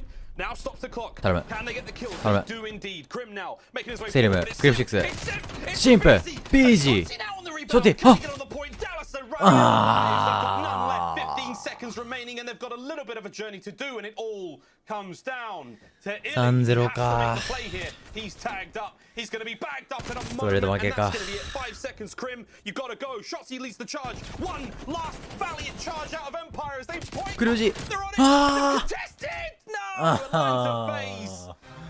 There it is. It comes down to the Ah, last man. それと勝ち Dallas フェーズ blood, sweat and tears poured onto the A zone, but FaZe hard work gets the job done early on here in the FaZe control game chance, and my word, a セリム日 3-0 本語うまかったな here in the winners bracket. Atlanta FaZe will move on. さあフェイ And I ズ was with me. They light 3-0ですね Double streak. They looked has been in second place. And Match it really was. What a match that really was between two teams. Again, look at the シン advantages プ FaZe 20キルしかしてないのに5000ダメージ出してるって頭おかしすぎやろこいつ had in both the respawn ど and ん in だ the け control, in the う hard ま work く and そ in の the control. 相手が倒されたい Hard か work っていうのが early 分かるよ on な really made that bed for them, you know. They weren't really in too much of a tough spot. マジか Searching the story, further different story though. Smoked them. Scuff play of the game though. It is going to be the fun. ちょっとね俺もう1試合の方がね気になってんだよね実はこっちの方が多分面白いと思う見てて俺も正直めっちゃ気になるさあほんならもう今日の最終試合 LAC ビス VS フロリダミューティナーズ見ていきましょうこれが気になるな個人的にはどっちがいけるかなこれ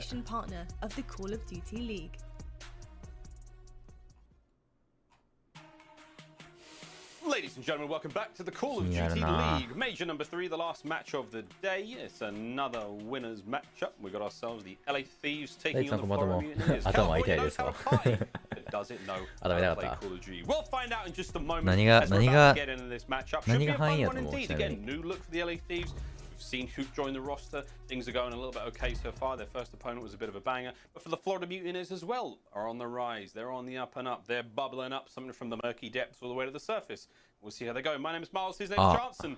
Let's face まあでも今日は多分アーカイブ残さないから大丈夫だと思うけどな忘れてたけどちょっと待ってねこれはでもどうだろうねレシビスちょっと待ってね LA 対フロリダ画像がないな LA 対フロリダのあれシビスプそれで見てます。ネプに注目。やはりネプちゃんか。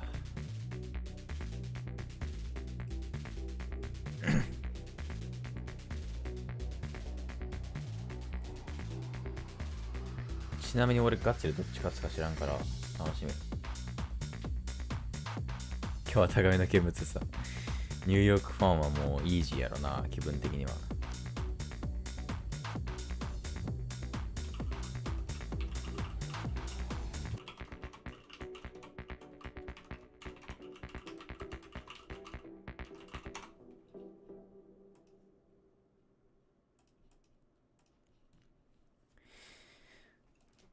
さあ、こんなの見ていきますか。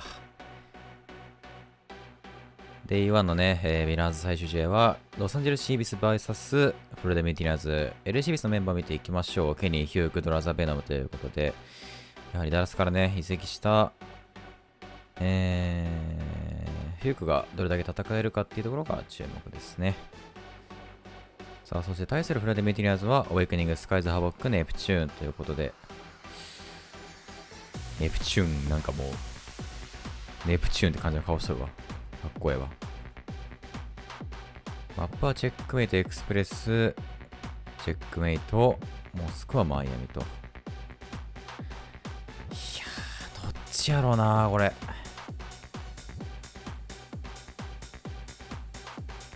ミキさんこんばんはどうも。アーカイブ、まあ、残してもいいけど、って感じだな。限定で残しとくわ。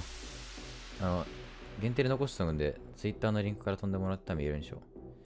ちょっと公開にはしないでおこう。ボストンさんどうも。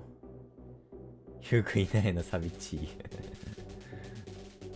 絶対クリムなんか言ったと思うけどな。まあでもフロリダ勝ちそうよな、さすがに。さすがに勝ちそう、フロリダ。めっちゃ流れいいしな、今。フロリダ3-2かな。ちょっと見ていこうか。さあ、それではゲームはまずはハードポイントから見ていきましょう。ウィナーズラウンド1、LA シービス VS フロリダメティナーズ見ていきましょう。このウィナーズで勝ち進むことができると、続いてはアトランタゲイツの試合になりますね。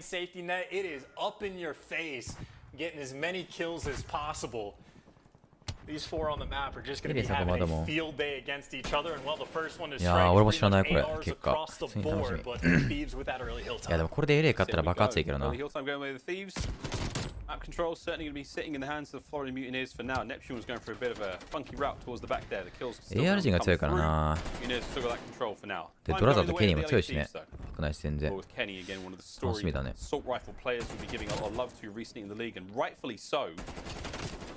いやー、ケニー、いい動きするわ。いいねー。LA シービス第1拠点取りつつ第2拠点のリスポンもシング。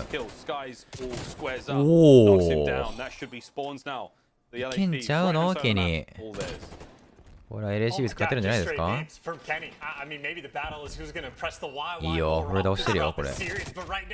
おっと何やらすごいレーザービームで溶かしてきたフロリダミューティニアーズの選手がいますが。あれは誰だ誰だ誰だ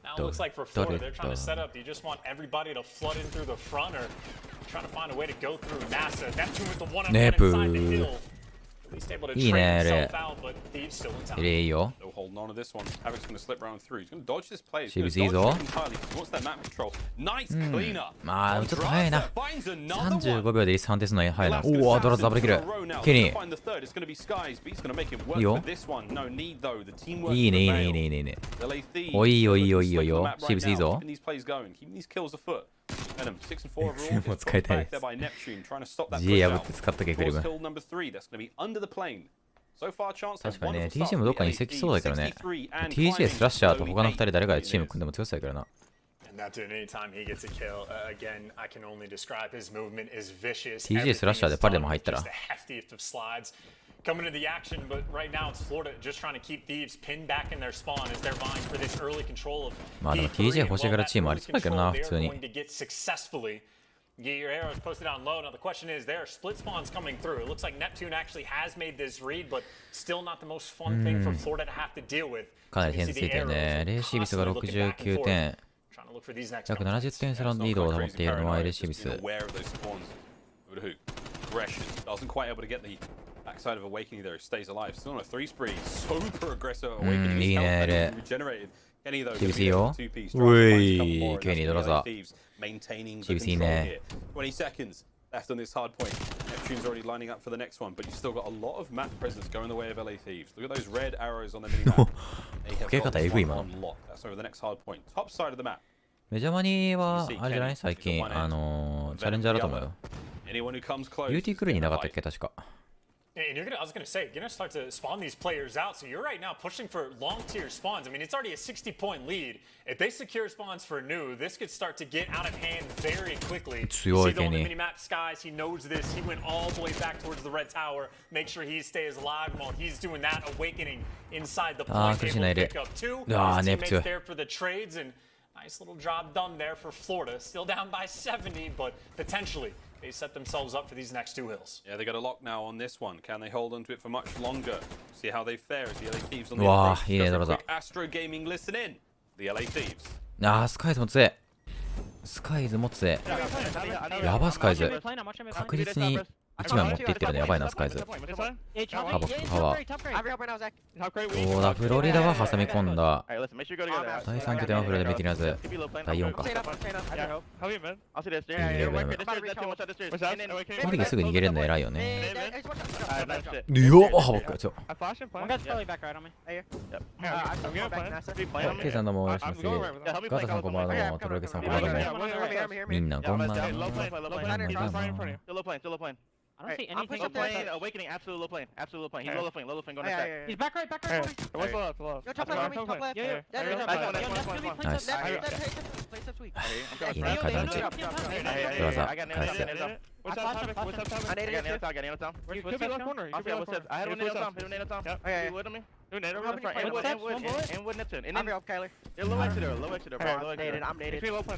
Yeah, I don't know where wood steps went. Yeah. I would step. All good.追いついてきたね。これでメティナーズどんどん追いついてますね。もう少しで100点到達。残り6点差まで詰めたのはフロリダメティナーズ。どうぞ。さあこうなってくるとリセットの第1拠点が非常に重要となってくる。まずは第1拠点を抑えているのは LA シビス。そして第2拠点のリスポンも取ってますね。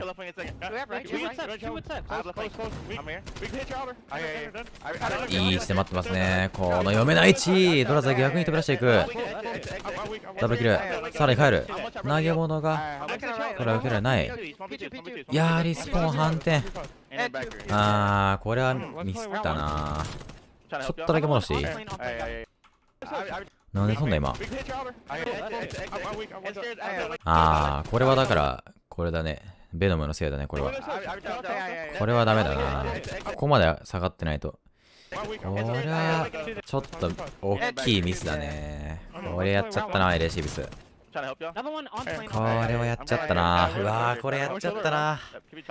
これやっちゃったな。フロリダめっちゃ助かったな、これ。今のめっちゃでかいミス、ちなみに。めちゃくちゃでかい今のミスは。そうだね、今んとこ CDL のカスタム部屋は相手の武器を拾ったら自分たちの名声になります。今のミスでかいな。今のベノムのアンカーのミスでかいな。これ勝負変わるで。また誰がだからキルとかキルデスに出ないその試合の大事な部分だよね。さああのミスをなかったことにできるかエレシビス。いやーネプチューンスカイズネプチューントリプルキルフロリダメイティニアーズ3枚で追い返す。さらには5番のオエクニングがリスポーンがいい感じに飛んでいます。Incredibly annoying to deal with, and any player that's able to get through immediately gets traded. Venom, though, the untradeable potential shots on skies, and right now, at least for Florida, not able to get any of this hilltop. 3 in a row right now for Venom. It's 4th. Still keeping the play alive. Teammates are there, and it is straight carding. うわーベノムだ。ベノム強すぎる。5キルストリーク。いい耐え。ベノムいい耐え。ストリーク続かず。なんとか。まあでもちょっといやーもったいなかったなさっきのベノムのあれ。なんかミスったらマジでもったいなかったな。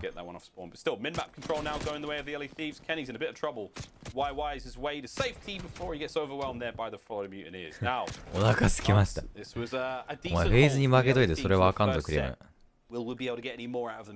タイムアウトにすんで。For the moment, they got a ton of bodies stacked up around the point. This is basically just the head smash, find these kills if you can get them, and well, Hook wins his one downer up top, excuse me, and well, down low, Venom, the other SMG, there to win his gunfight. Checkmate has certainly been the map of just streets, the runs that you can go on the scores, and well, Thieves for the past couple of hills has been their turn. trying to even up the score line here, but ニューヨーク、フロリダ、ニューヨーク、フロリダウルトラフェイズのグランドファイナルだしたよな、上位4チームの。多分ここやろな。It is just super controlled gameplay from Florida. Obviously for Thieves, not the easiest thing to deal with is, well, now you got to deal with Havoc, Roaming Slayer. He's hitting mad shots there, long range with the 74U. You'd love to see it, but keeping the lead alive. 約20点差でフロリダミューティニアーズがリードの状況。しかし第4拠点はひっくり返してシービス。スカイズさん強いですね。いいね。シービスポイント乗ってるんだよね。うわ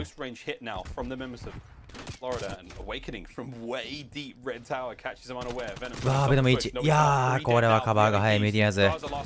スカイズネプチューン。スカイズ倒す。どうだ。これはネプチューンが残った。オッケー。シーブスいいね。粘るね、シーブス。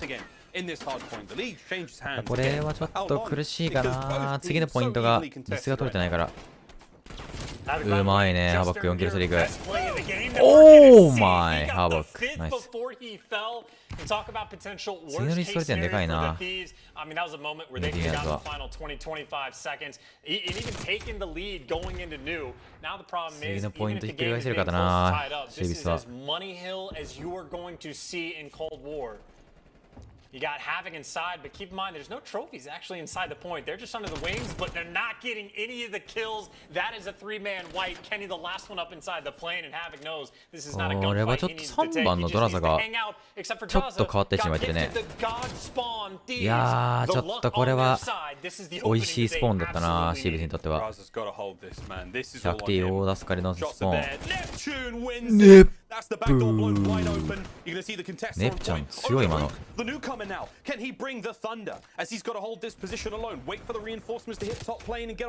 やー粘るな、ポイントうまい。スカイズうまスカイズスカイズうま今のヤバすぎやろ。あーうまスカイズ。あースカイズだ。いやー今の粘りうまかったな。うわーこれ5番うまいわ。おはけいいよ。おはけめっちゃいいプレイしてるこれ。うわ強っ。スカイズバケモンやなマジで。いやーベノム強い。全員強すぎてよくわからんってマジで。いいよフロリダこれ。5番の選手が次のポイント抜けてる。これはフロリダいい流れ。いやーしかし第1拠点で固めてしまうか。シビスドラザあー EM ネプチューン強い。ネプネプ強い。Like these fights are important, but Thieves is just racking up all this time, and for Florida, I mean, you might just end up giving away just a little bit too much. Neptune still stays alive in the back of the map. I do not know how he does it. Keep an eye on the clock, though. Keep an eye on the spawns. やば。やば。耐えすぎやろ。この試合勝ったらネプのおかげやぞこれ。ナイスネプ。やば。逃げすぎやろ。強いよこれ。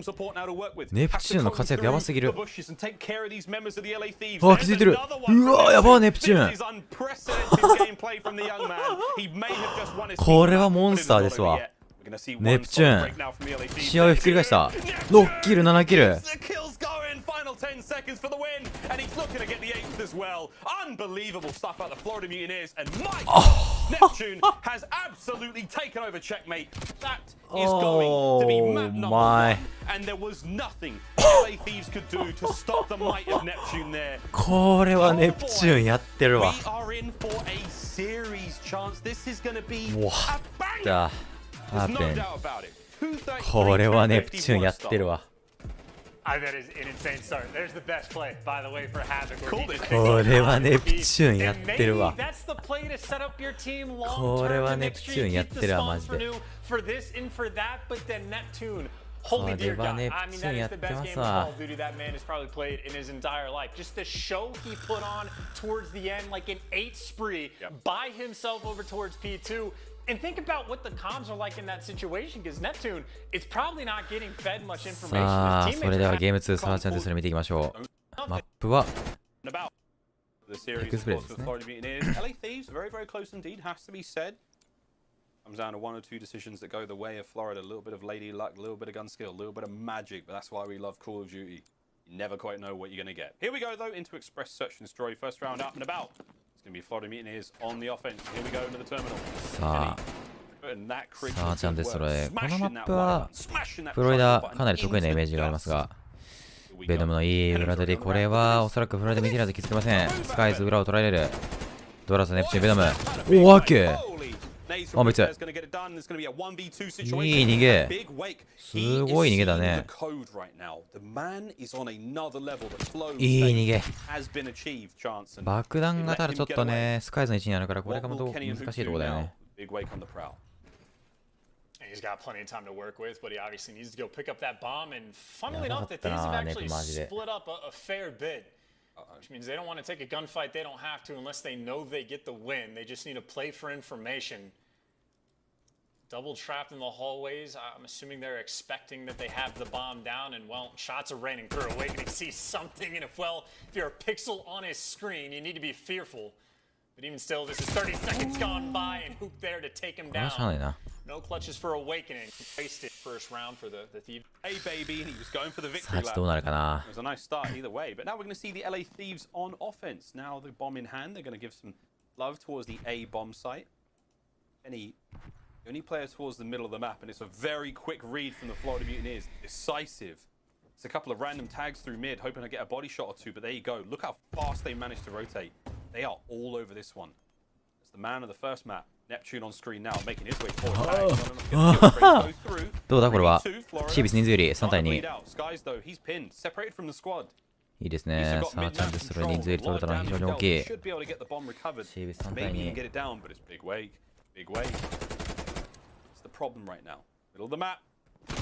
うわ強い。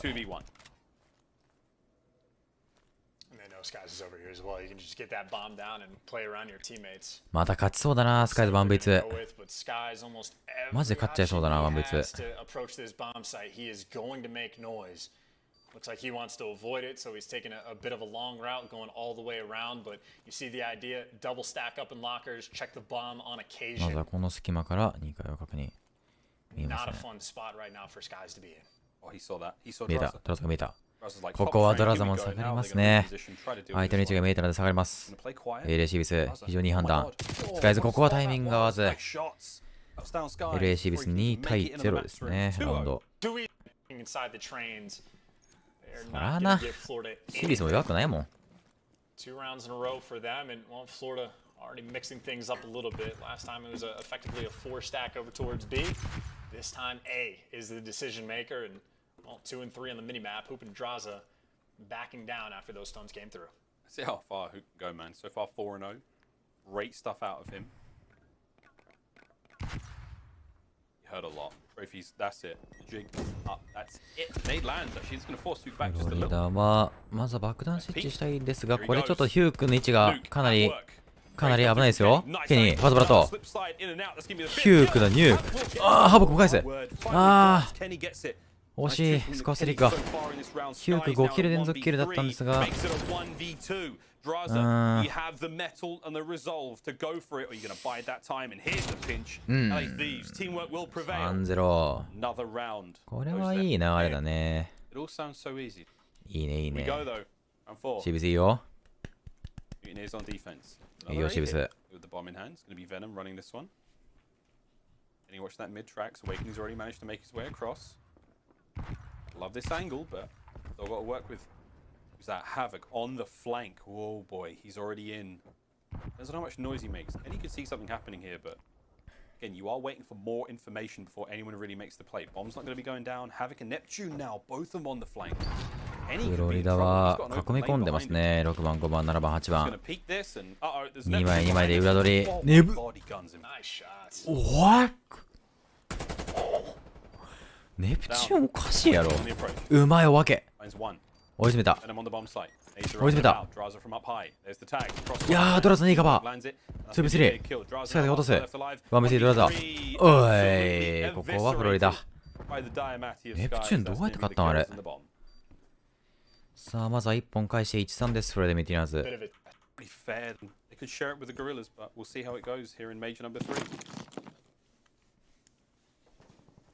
A big read. Oh my god. Oh, ドラザ2枚。しかしスカイズも1枚返して、ここはなんとか2対3にとどめました。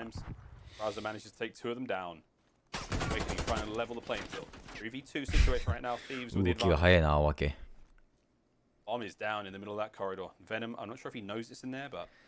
さあ、残ったのがスカイズ・オウェイクニングというこのコンビ。うわー、仕留めました。9区逃げる道がない。退路をすべて立ったのはフロイデ・ミティリアーズ。2v2 シチュエーション。スカイズ、これはうわー、チームシューティング素晴らしい。ベノムが頭の足を仕留めた。ウェイクニング。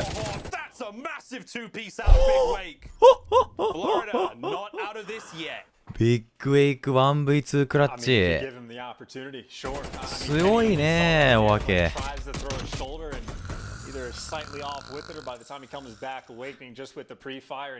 おわけ強いね、これは。仕留めましたね。1v2 クラッチで3対2。どんどん詰めていきますね、フロリダ・ミティリアーズも。I'd say that is a nice benefit to have in your back pocket. The triple stack in hallway didn't work for the offensive team last time. This time, LA Thieves a little bit more cautious before they make the break, and for good reason. Havoc already forced to back down as the fight is in and around ticket. あ、わけ。うわー、ひどいく。3-3。In that stairwell, he's in a little bit of trouble. Luke's got tickets covered, trying to watch that top train push. I like this defensive hold up from the Thieves. 3対3。フロリダ・ミューティニアーズは囲み込みますが、ここは7番、8番でセンター側を無理やり取り返す形ですね。スロープを使ってのベータの取り返しは選択しませんでした。だから3枚、ハボックファーストブラッド。3対3での状況のこのこじ開けるプレイ。スカイズがダメージを与える。ケリーは非常に強力なポジションから下ろします。ハボックがいい位置から近づいてきている。ネプチューン倒した。ハボック持っていけない。ブラザーワンベース。オーマイガー、時間がないぞ。12秒。ああ、スカイズ、ああ、間に合った。スカイズ 1v2 クラッチ。おーマイ。あ、別にやな。スカイズ 1v1 しっかりクラッチアップしていきました。フロリダ・ミューティニアーズ 0-3 から 3-3。これできるチームは強いよ。こういうなんか流れを持ってるチームってのは本当に強いよ。マジで。メジャーに来てこれはやばいな、フロリダ。あるかもな、フロリダ。スカイズバーストブラッド、センターのドラザーを落としています。お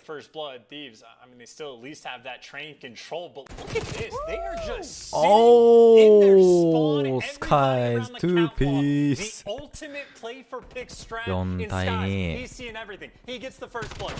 いいベノムカバー。いいカバーだよ、これ。あー、ネプチューン落とした。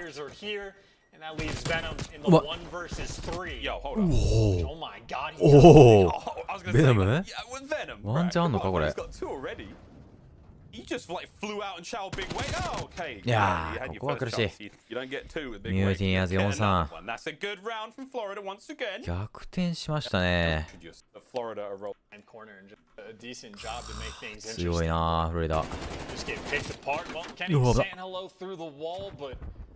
He does get met with some hellfire bullets raining down upon him as well. The bomb, though, over towards A. In Florida, they've been quick on the retakes before, or at least the re-wraps.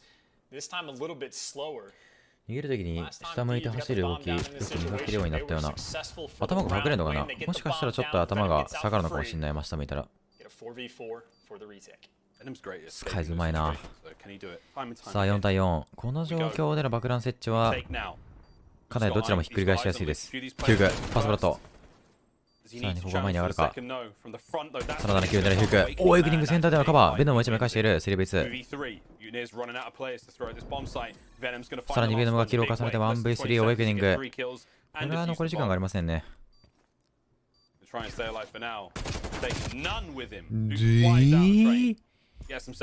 降りてきただけやで。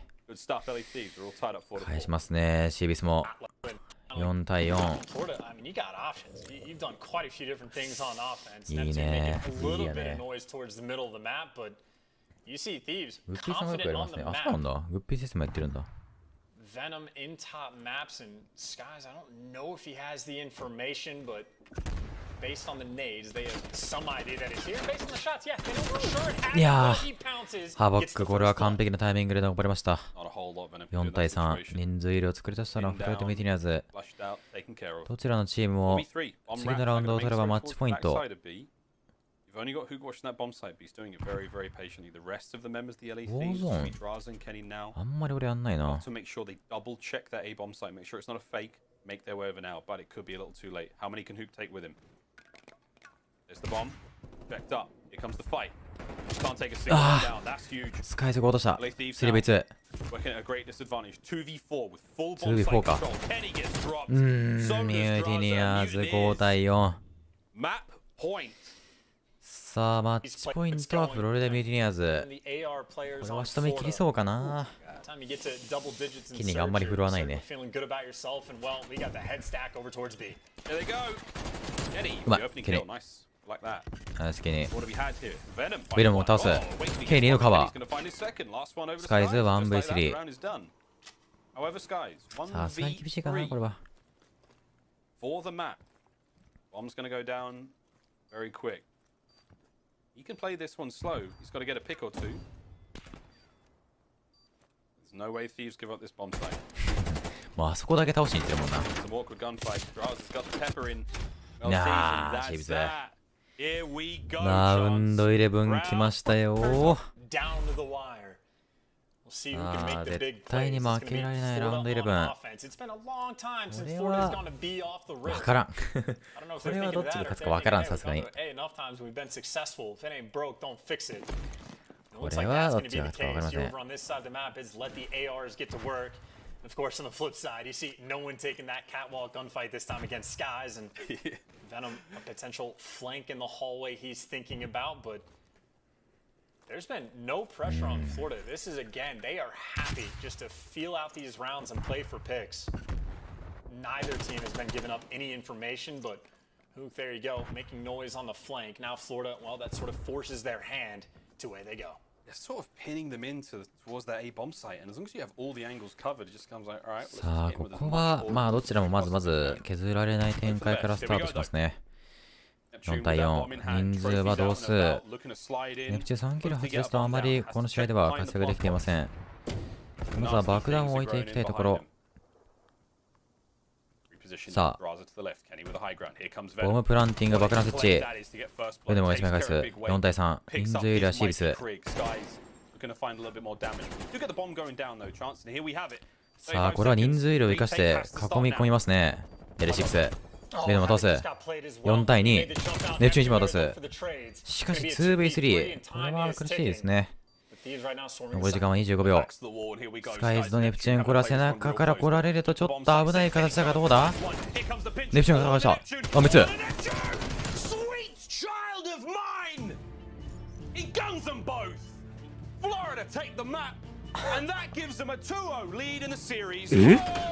ースじゃんこれ。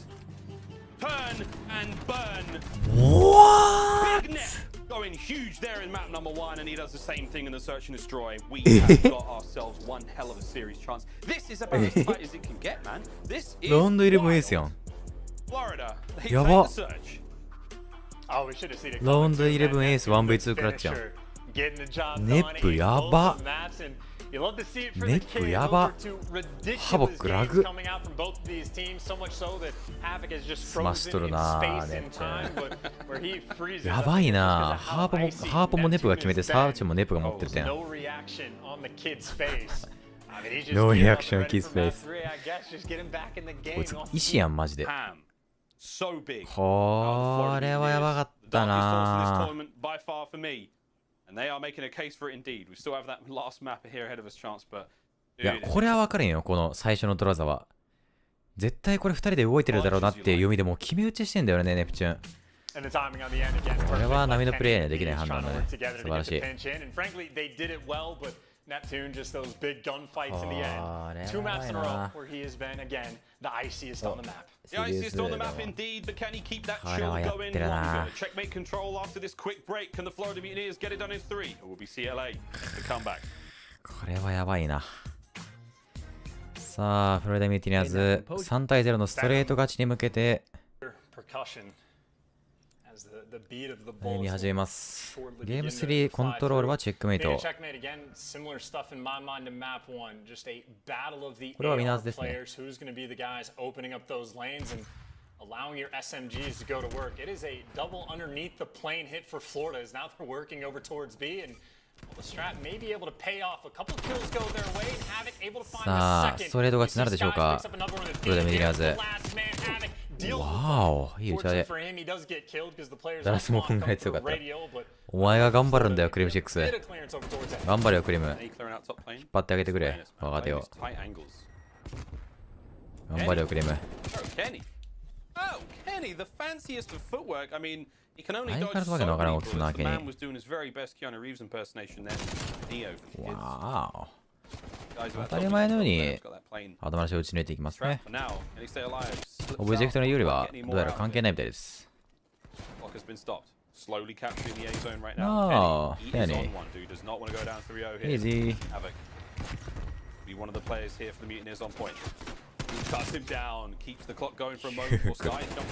すごいね。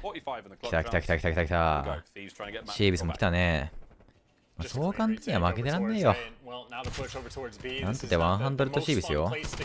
こんなとこじゃ負けん負けん。さあ、底力を見せてきた LA シービス。さすがに攻めは簡単には取らせてくれませんね。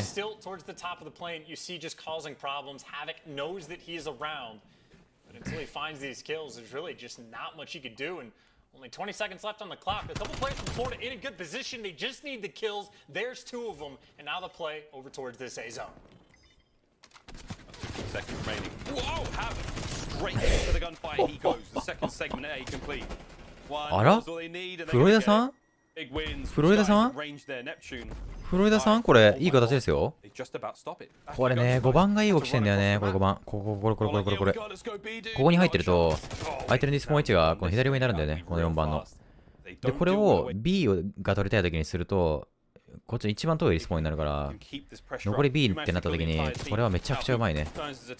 なんか、勝つ打ち負けるとかじゃなくて、そこにいるだけでいいから。いやー、惜しかったね。もう一回ワンウェーブキルが取れたら多分フロリダ今のラウンド勝ってたけど、さすがにシービスも押し返したね。惜しかったね。今のはワンチャン取れそうだったね。惜しい。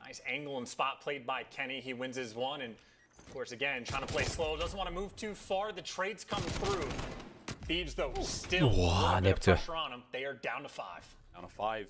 8 lives now for Mutineers. 30 seconds on the clock. They've got players on that B point. No lives left now for the LA Thieves. Raz's got to play this one slow. Skies with the eyes on towards that A bomb. Just going to creep around that corner. And again, lives are out now for Florida. They're starting to go down. First segment of B finished. フロリダまずは B 拠点の第1ゲージ進みましたね。1ゲージフロリダ見てないです。5対3、人数より4対2。チケット差で勝利でしょうか。3対2フロリダ見てないです。残り時間は15秒 2v2。ここは逃げ切ります。しかし残り時間は12秒。さあ、タイムストップ。2v2。いやー、スカイズが落とした。2v1。ヒューク 1v2 シチュエーション。まだゲージの進みが、いやー、これは苦しいか。もう B のゲージが溜まる頃だ。フロリダミューティニアーズ 1-0。これは 3-0 いっちゃうんじゃないか。強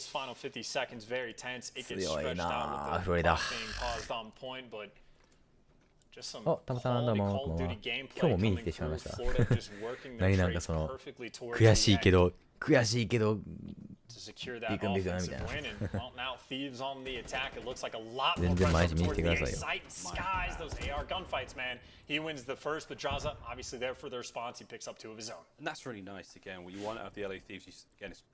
ーブスもいい感じだね。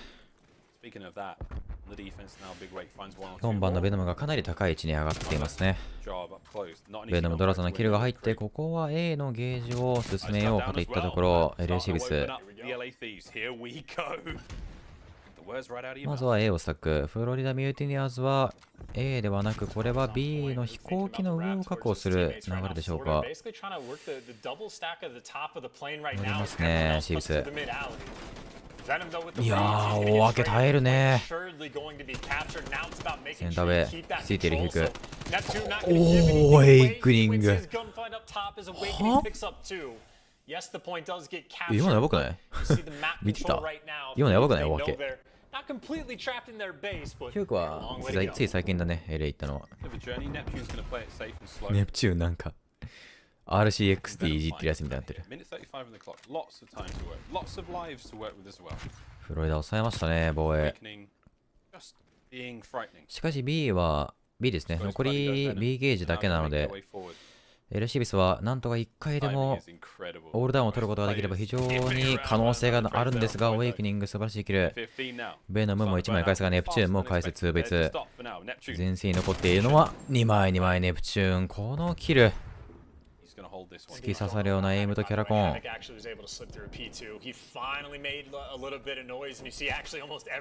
らに止まらないネプチューン。ドラザとヒュークがストッパーをかける。スカイですよ。まずは B に乗りますね。うわー、ドラザケニー。いいよ。ケニー、ドラザキルを重ねる。まずは1ゲージ確保。いやー、僕しかしここいいタイミングで裏取り。最高のタイミングで裏取り。LA からのカバーが届かない。ドラザが残る。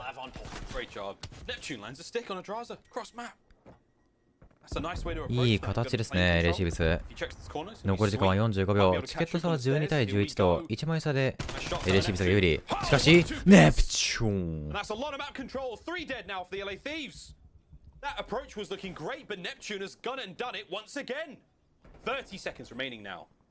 残り時間は30秒切ります。いや、僕うまいな、ハボック。ハイオブジェクト使う動き。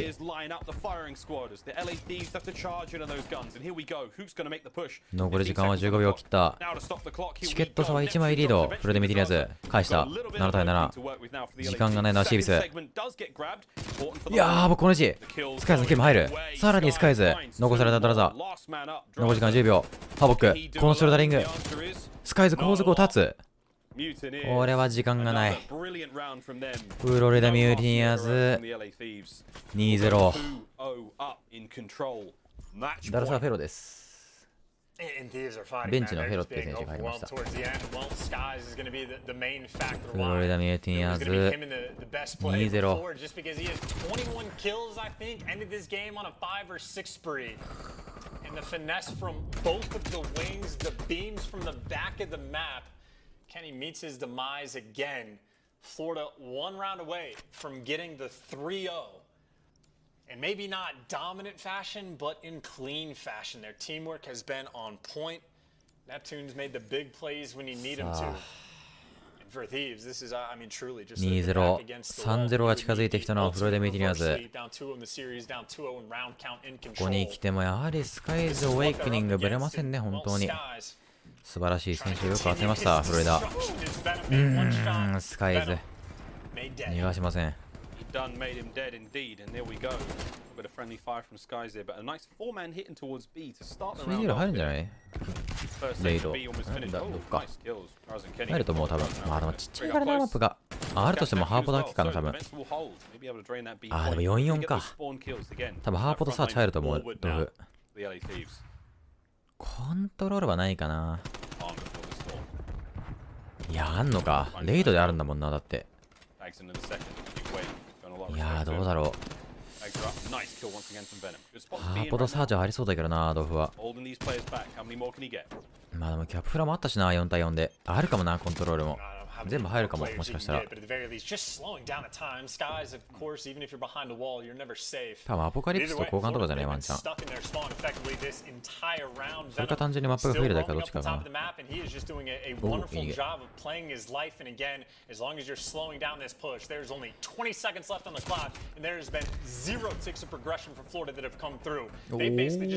はいい抜け、ハボック。おお、いい動きするな、ハボック。残り時間は10秒切っています。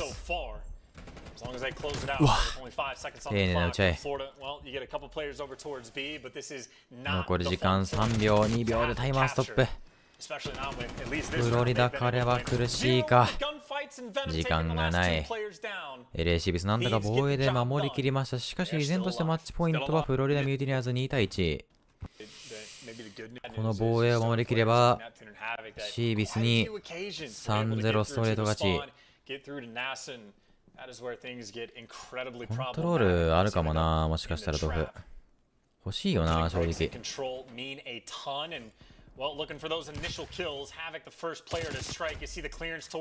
ハボックネプチューン、フロリダ前線。7番のハボックもさらに上がってくる。ハボック、ここは止められましたね、さすがに。スカイズがただいい位置取ってますね。センター上からシービスを見下ろせる最高のポジション、そして前へと上がっていきます。ただこれは右から来ているケニーに気づけません。う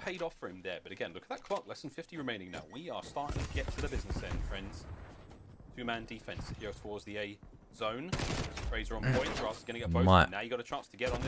これはシービス取れるんじゃん、ワンチャン。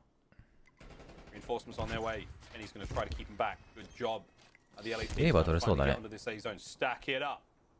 確かにね、意味ないもんね、今のコントロール。あまりやらされてるだけだからな。いや、いい位置取り。この頭出し、ドラザ。A のゲージをスタック。2ゲージ半。3ゲージ突入。これは獲得。さあ、まずは A のコントロールを獲得したのは LA シービス。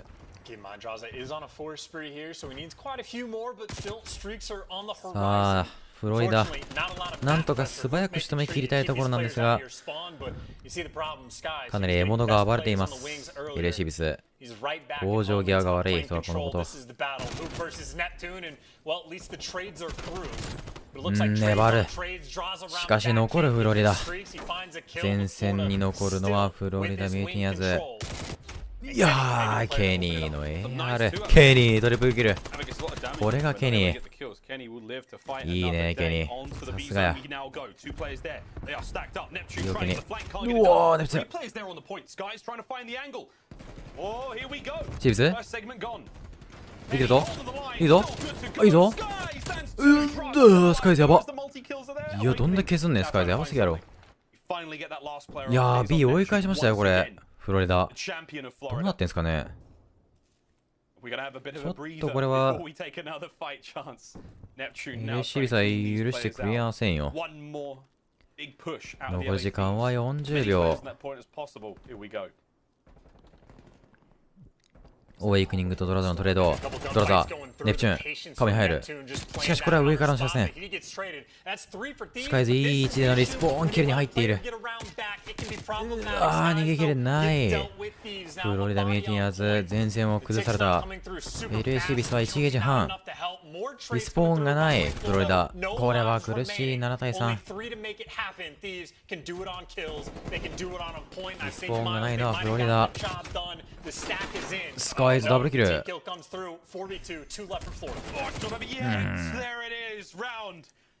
これいけんちゃう？まだ。これ粘れやろ、全然。さあ、ラウンド5。ただこれ、あ、いいですね。シービス防衛。LA シービスが防衛。フロリダミューティニアーズは攻め。こうなってくると LA シービス 3-0 は回避できそうですかね。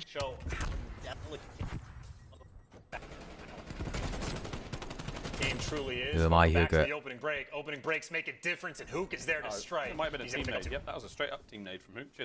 リスポーン地点にガンガン上がってくるのは LA。LA シービス前進。まずはフロリダミューティニアーズは前線を押し返す必要があります。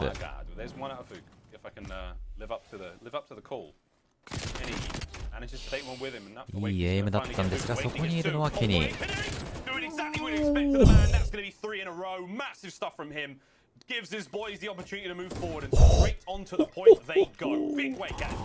ビッグウェイク3ピース。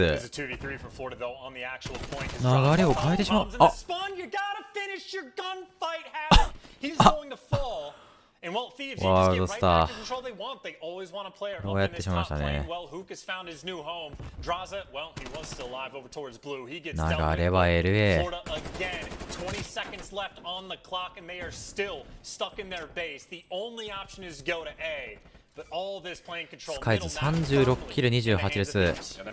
いいスタッツを持っていますが、これは勝負に勝てるかどうか怪しい状況。苦しいですね。粘る。粘る。挟み込まれている。挟み込まれている。LA が挟み込んだ。ベールも2ピース。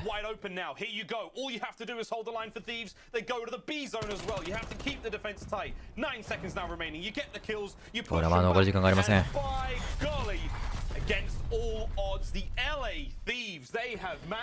LA シーブス残った。LA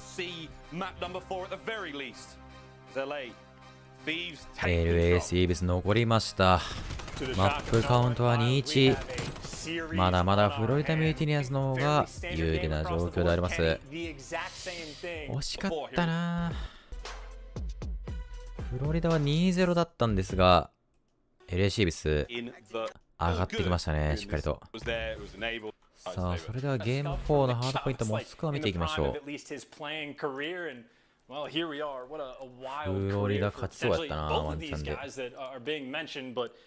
To Moscow we go. For Thieves, it is certainly a solid map, but this is where Havoc has been making a little bit of noise with all of his long routes and the weird stuff he does.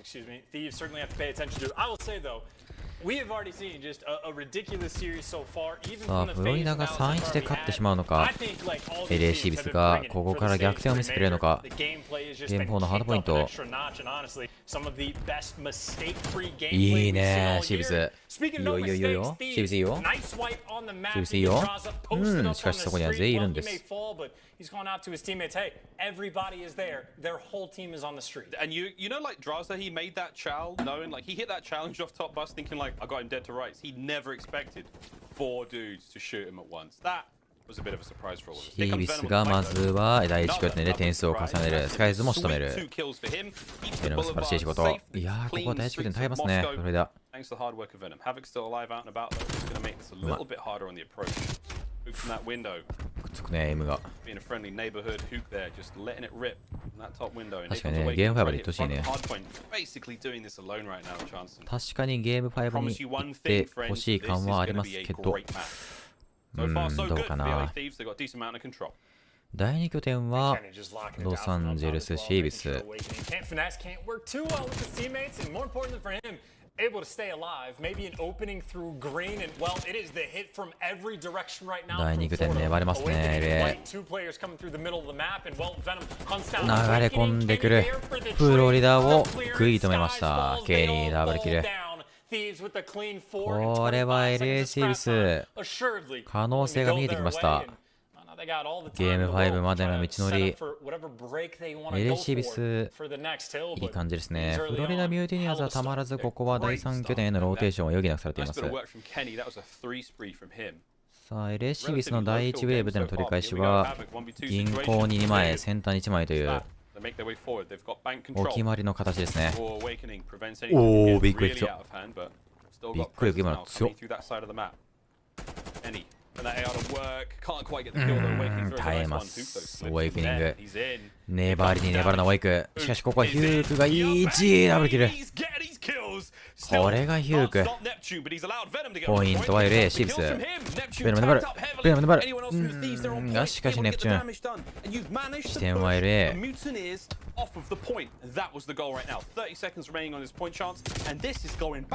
ケニー。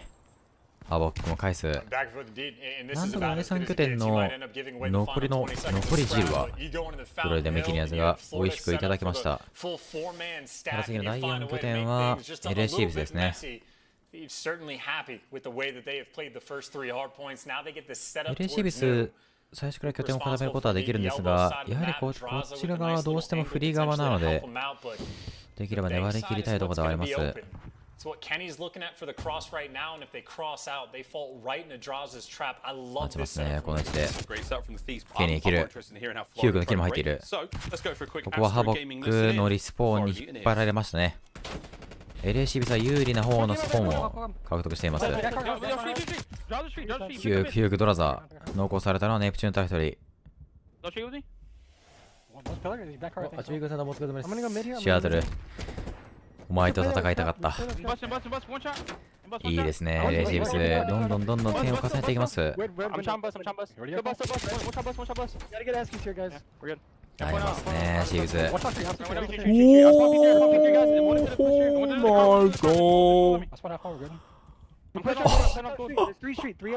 勝っちゃいけないやつ勝っちゃったな、ヒューグ今。下 OG ニューヨークなんだ。やべえな。それ見たいな。明日夜見れないんだよな、試合。解説あるから。い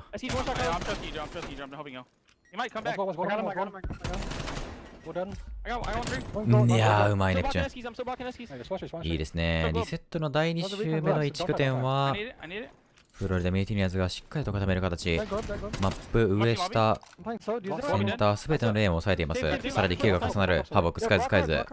濃厚されたのは一番のケニー。しかし、ケニー、ここから動くことができませんね。第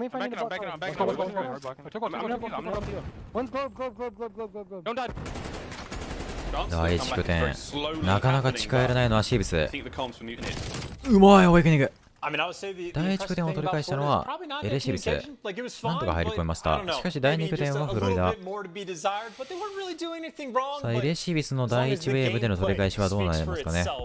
まずはセオリー通りマップの下のレーンから取り返しに行きます。They do have that early setup, and Thieves, well, they're sending 3 players potentially through the street or through green to try to make this break. And nice shots from Venom to open things up, and well, doesn't need to get traded. He's on a 4 spree.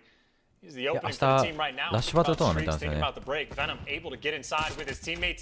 今多分もうツイートされてると思うんだけど、今なんか告知を挟むタイミングがなかったから言ってなかったんだけど、明日と明後日LastBattleの解説あるんで見てください。初日がハント3通れで、決勝の日曜日が俺とグリッドさんかな。グリッドさんと俺か。エイペックスし始めてからしおり全然触ってない。まあ正直公開マッチはそんなだから、まあやんなくてもいいと思うけど、CDL はね、ぜひ面白くなってほしい。大会見てるだけって面白いじゃん、やっぱり。俺もあって、エイペックスの大会見るのめっちゃ好きだしな。ALGS とか、海外の。ああ、第2、第3。いいですね。第3拠点、これはいけそうですか、フロリダ。強欲に、第2、第3と奪っていったのは、どちらだ？フロリダがリスポーンだぞ。フロリダがいいリスポーン地を取っている。ポイントに近い奥のスポーンを取ったのはフロリダミューティニアーズ。しかしシービスも粘りますね。いや、いい粘りですよ、これは。さあ、伏せで拠点に乗るが、シービスの今日粘る。ケニー・オェイクニング。お分け。ヒュークもこの位置で粘りますが、どうでしょうか。ネプチューンとの競合合戦。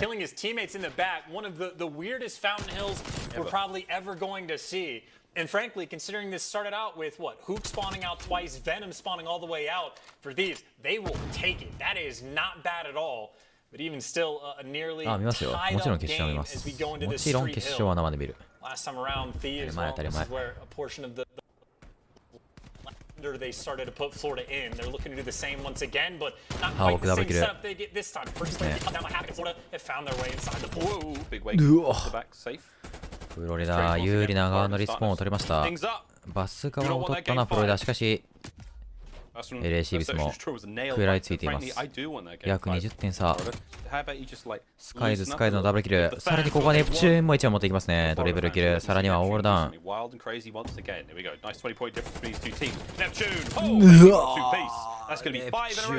ン5キルストリーク。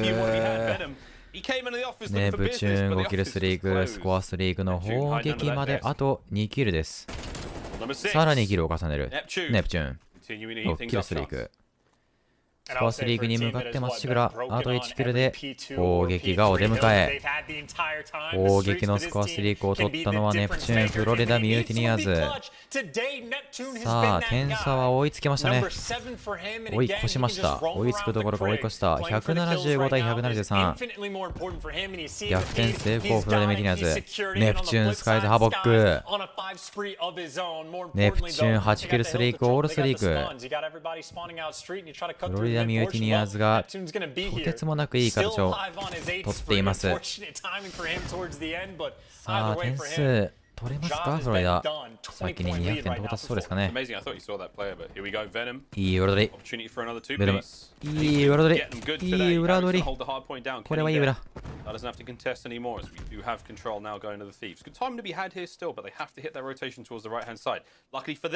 They're spawning out. Kenny, great awareness. Eyes on two. There's one. Oh, but the second was big wake. That was a shame, though. He almost had that. Here comes the streak from Neptune. ここでネプチューンがスコアスリーが発動。いやー、ちょっとそれはぶっ飛ばしすぎるわ。おっと、オーマイガー、買いすぎ。いやー、でもこの粘りが得点を生んでいる。いやー、しかしエルシービス。シービスいいですよ、これ。なんとか粘りました。いいよ、いいよ、いいよ。シービス粘ってる。この第2拠点ほぼ取れればかなり大きいが、ネプチューンの砲撃。ネプチューンの砲撃、これは地点にはありません。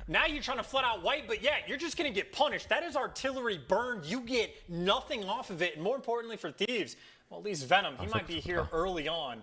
This comes down to the situation. You need to time out these gunfights very well. If any player on either team falls in the next 5-6 seconds, 第2拠点、そして第3拠点も狙いに行きます。LAC ビス第1ウェーブでの取り返しは、まず先ほどと同じく銀行と呼ばれるこの位置を狙いに行きますね。7番のハボック、気づけるか、この位置。いやー、しかしここはハボックがファースト。キルを挟んだ。ネプチューンも返す。このポイントでの取り切りがある。さらにスカイズもスコアスリーク持っているんですね。やりたい方でスカイズ。これは苦しい。フロリダまさかの 3-1 か。シービスに 3-1 なのか。いやー、ベノムがいい位置。オーマイガー、ウェイク。これは決めた。ベノム、これはビッグチョーク。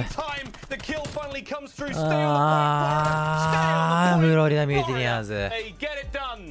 フロリダミューティニアーズ 3-1。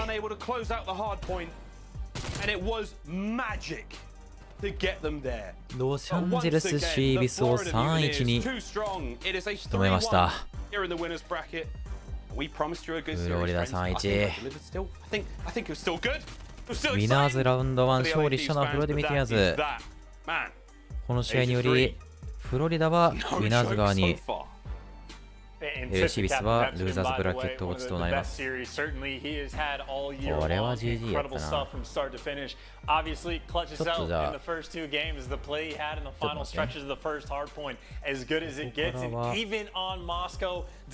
軽く言っとかなきゃいけないことあるから、ちょっと待ってね。これで分割して画面でこっちのいいねしましたにして、ちょっと待ってね。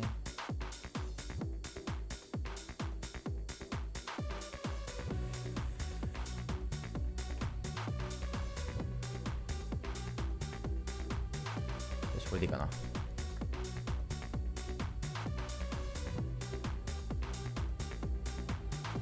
はいはいはい。ってなわけで、まあ一応お知らせというか、あれですね、はい。明日から始まります、ラッシュバトルトーナメントの、開催ですね。またやらせていただけることになりましたので、そちらもね、ぜひ見に来てください。まあ多分ね、両方、全部の試合配信する大会ってないと思うから、そこがいいよね。で、Day1 のね、明日の実況が、なんとハントさんですね。これハントさんとやるの初めてやわ。楽しみやな。なんかめっちゃリアクション取ってくれそう、いいリアクション。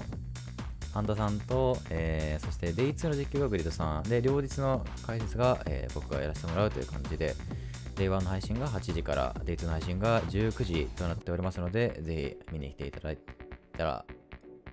けたら嬉しいです。という感じですね。ちょっと待ってね。その決勝とか CDL の決勝、あれも映すわ。ちょっと待ってね。スケジュールも映すね。ちょっと待ってね。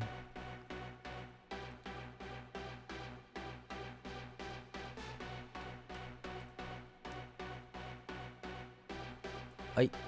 はい。来ましたよ、スケジュール。これがね、CDL の、はい、ブラケットですね。ちょっと待って、ブラケットこれかな？まだ出てないかな、多分。まだだね。スケジュール。決勝って何日か分かりますだよね。決勝は、飛んでない？これ来週？もしかして。これ来月？もしかして決勝。終わってるやつやん。びっくりした、これ終わってるやつやん。あれ過去になってるとか思ったらびっくりしたわ。決勝は17ですね。多分月曜日じゃないかな。月曜日の朝ですね。月曜日の朝7時かな、これは。多分。そうだね。決勝の月曜日の朝4時からかな。朝4時に多分ここでルーザーズファイナルやって、ルーザーズの上がってきたやつウィナーズやって、朝7時からグランドファイナルかな。月曜日ですね。なので。マジでおもろいんだよな。ミネソタ・ロックル、アトランタ・ファゼ、ロサンゼルス泥棒、ダラス帝国、パリ軍団、ロサンゼルス泥棒がいっちゃうんじゃない？これオールスターあんの？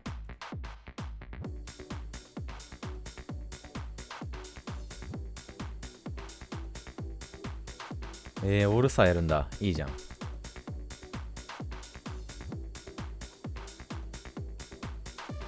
ピックが CD オールスター。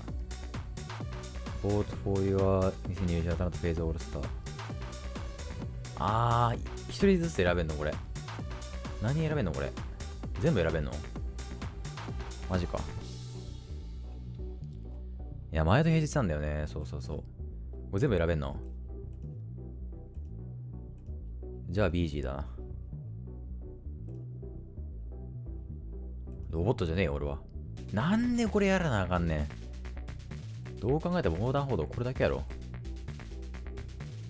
またやんの？チームにつき1人。よかった。ビリー投票できん。これさ、どう思う？これ。なあ、これ。ここさ、ここ横断歩道やと思う？これ。これ、気になるとこやねんけど。これはさ、横断歩道なん？ちなみに。ここは被ってると思う？この1個。これ。これどう思うよ？これ横断歩道？ギリ。これ。これ。これはどう？これどう？これ行く？これ行こうか。まだあんのかよ。ロボットじゃないって。階段のタイルを全て選択してください。どこやねん、階段。この2フレームどうすんのこれ。な。見てこれ。このさ、このギリのフレームはどうすんの？どれやねん。まだ横断歩道のタイルすべて選択してください。どれが横断歩道なん？ないやん。は？全然横断歩道じゃないやん、これ。は？もう白ってことでいいのこれ。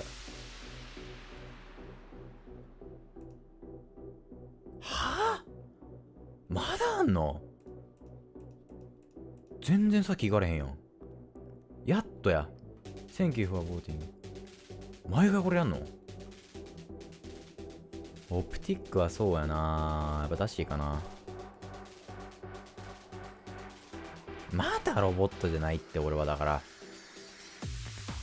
人間じゃないね。人間じゃないね。ロボットじゃないね俺は。どうすんねん階段のタイルってこの。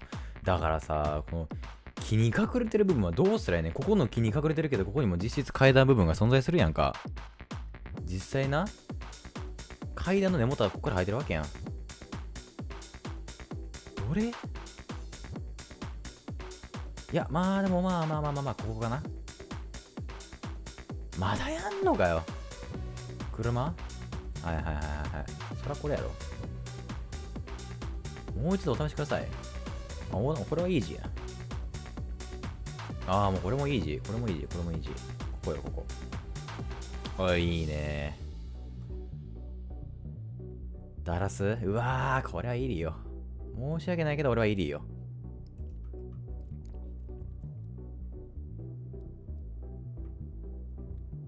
消火栓の画像すべて。消火栓？これとこれしかなくない？え？まだあんの？もうないよ。おー、早かった。今回は早かったな。もがばさんどうも。おい。これはまあ、ネペやろな。自動車のタイルするな。これはイージーよ。ここ。また自動車？まあ。これもこれやろ。おー、いいね。慣れてきたな。LAG か。まあ、パパティかな。これは。バス。こんなイージーな問題は俺に出すなよ。ちょっと待って。ちょっと待って。これ。ちょっと待って。これ、どう？これ。これはバス？これはバス？何これ？いや、これどっち？これ一番下。これバス？どっちやと思うこれ。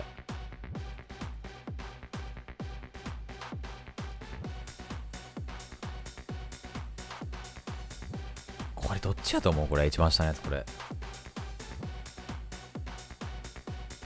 いやー、バスじゃないやと思うんやけどな。これバスかな。言っとくよ、これ。言っとこうか。あー、来たな、これ。おー、バスやった。バスやったね。次行こうか。さあ、次に選ぶのは、LA シーブス。ケニーかな。もう一回行こうか。消火栓。あ、これはイージーよ。何話の消火栓マスターの俺に勝てると思うなよ。はい、勝ち。次行こう。ロンドンか。これはむずいな。俺アレックス好きなんやけどな、個人的に。まあ、ゼドかな。ここはゼドですね。自動車の画像をすべて選択してください。これは自動車やな。ちょっと映ってるから。UFO みたいな感じで。これも自動車や。これなんなんこれ。このセンター下のやつこれ。普通にホラー画像みたいになってる。これはこれ。ちゃうよな。新しい画像もご確認ください。あ、これか。ごめん。あったわ。もうないやろ。よし。ナイス。うわー。これは申し訳ないけど、プリースやな。どっかはプリースや。申し訳ないけど。階段の画像。あ、これいいな。タイル形式じゃなくて、これがありがたいわ、やっぱ。階段ね。はい。階段。はい、うわー、難しい。これどうしよう。ハイドラかクレイスターやろ、これ。うわー、もうどっちも好き。うわー、これ選ばれへんわ。うわー、これ選ばれへん。ハイドラに出てほしいな。自転車やな。はい。こんなんいいしよ。何話のサイクリングマスターゼファに任せとけ。はい、オールダウン。カットショック。ポートフォーユア2011パレスリージョンオールスター。スクラップズでしょ。こんなん一択よ。横断歩道任せ。はい。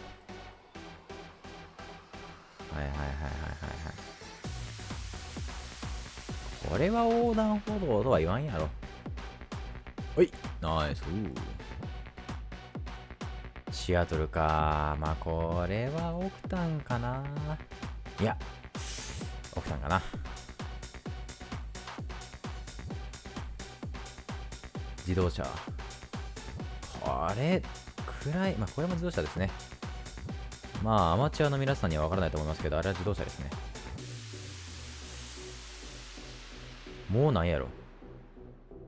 よし。は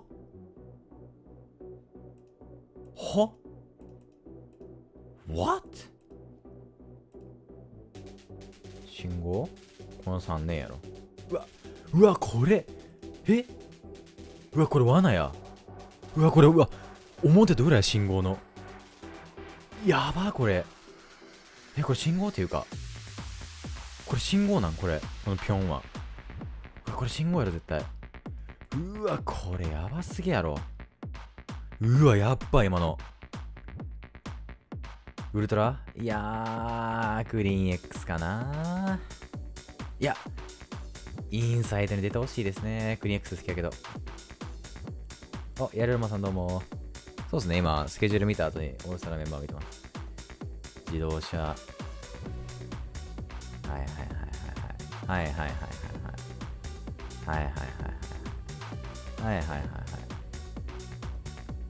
終わったね。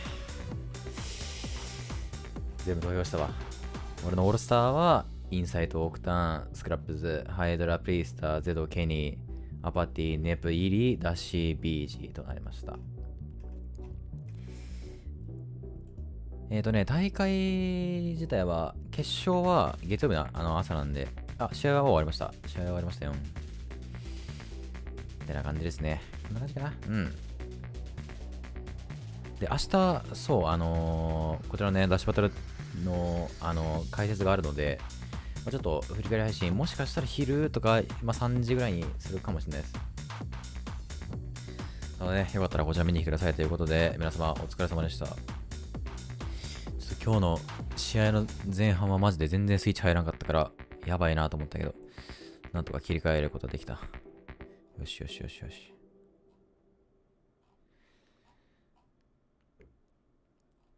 それではまた明日、見に来てください。それでは、お疲れ様です。まだまだ盛り上がっていきましょう。CDL メジャー3。皆さんお疲れ様です。皆様お疲れ様です。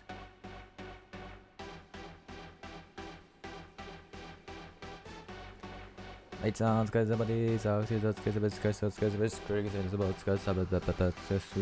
ではまたねーということで、仕事のトーナメントを見てください。それではお疲れ様です。じゃあね、バイバーイ。ジージー。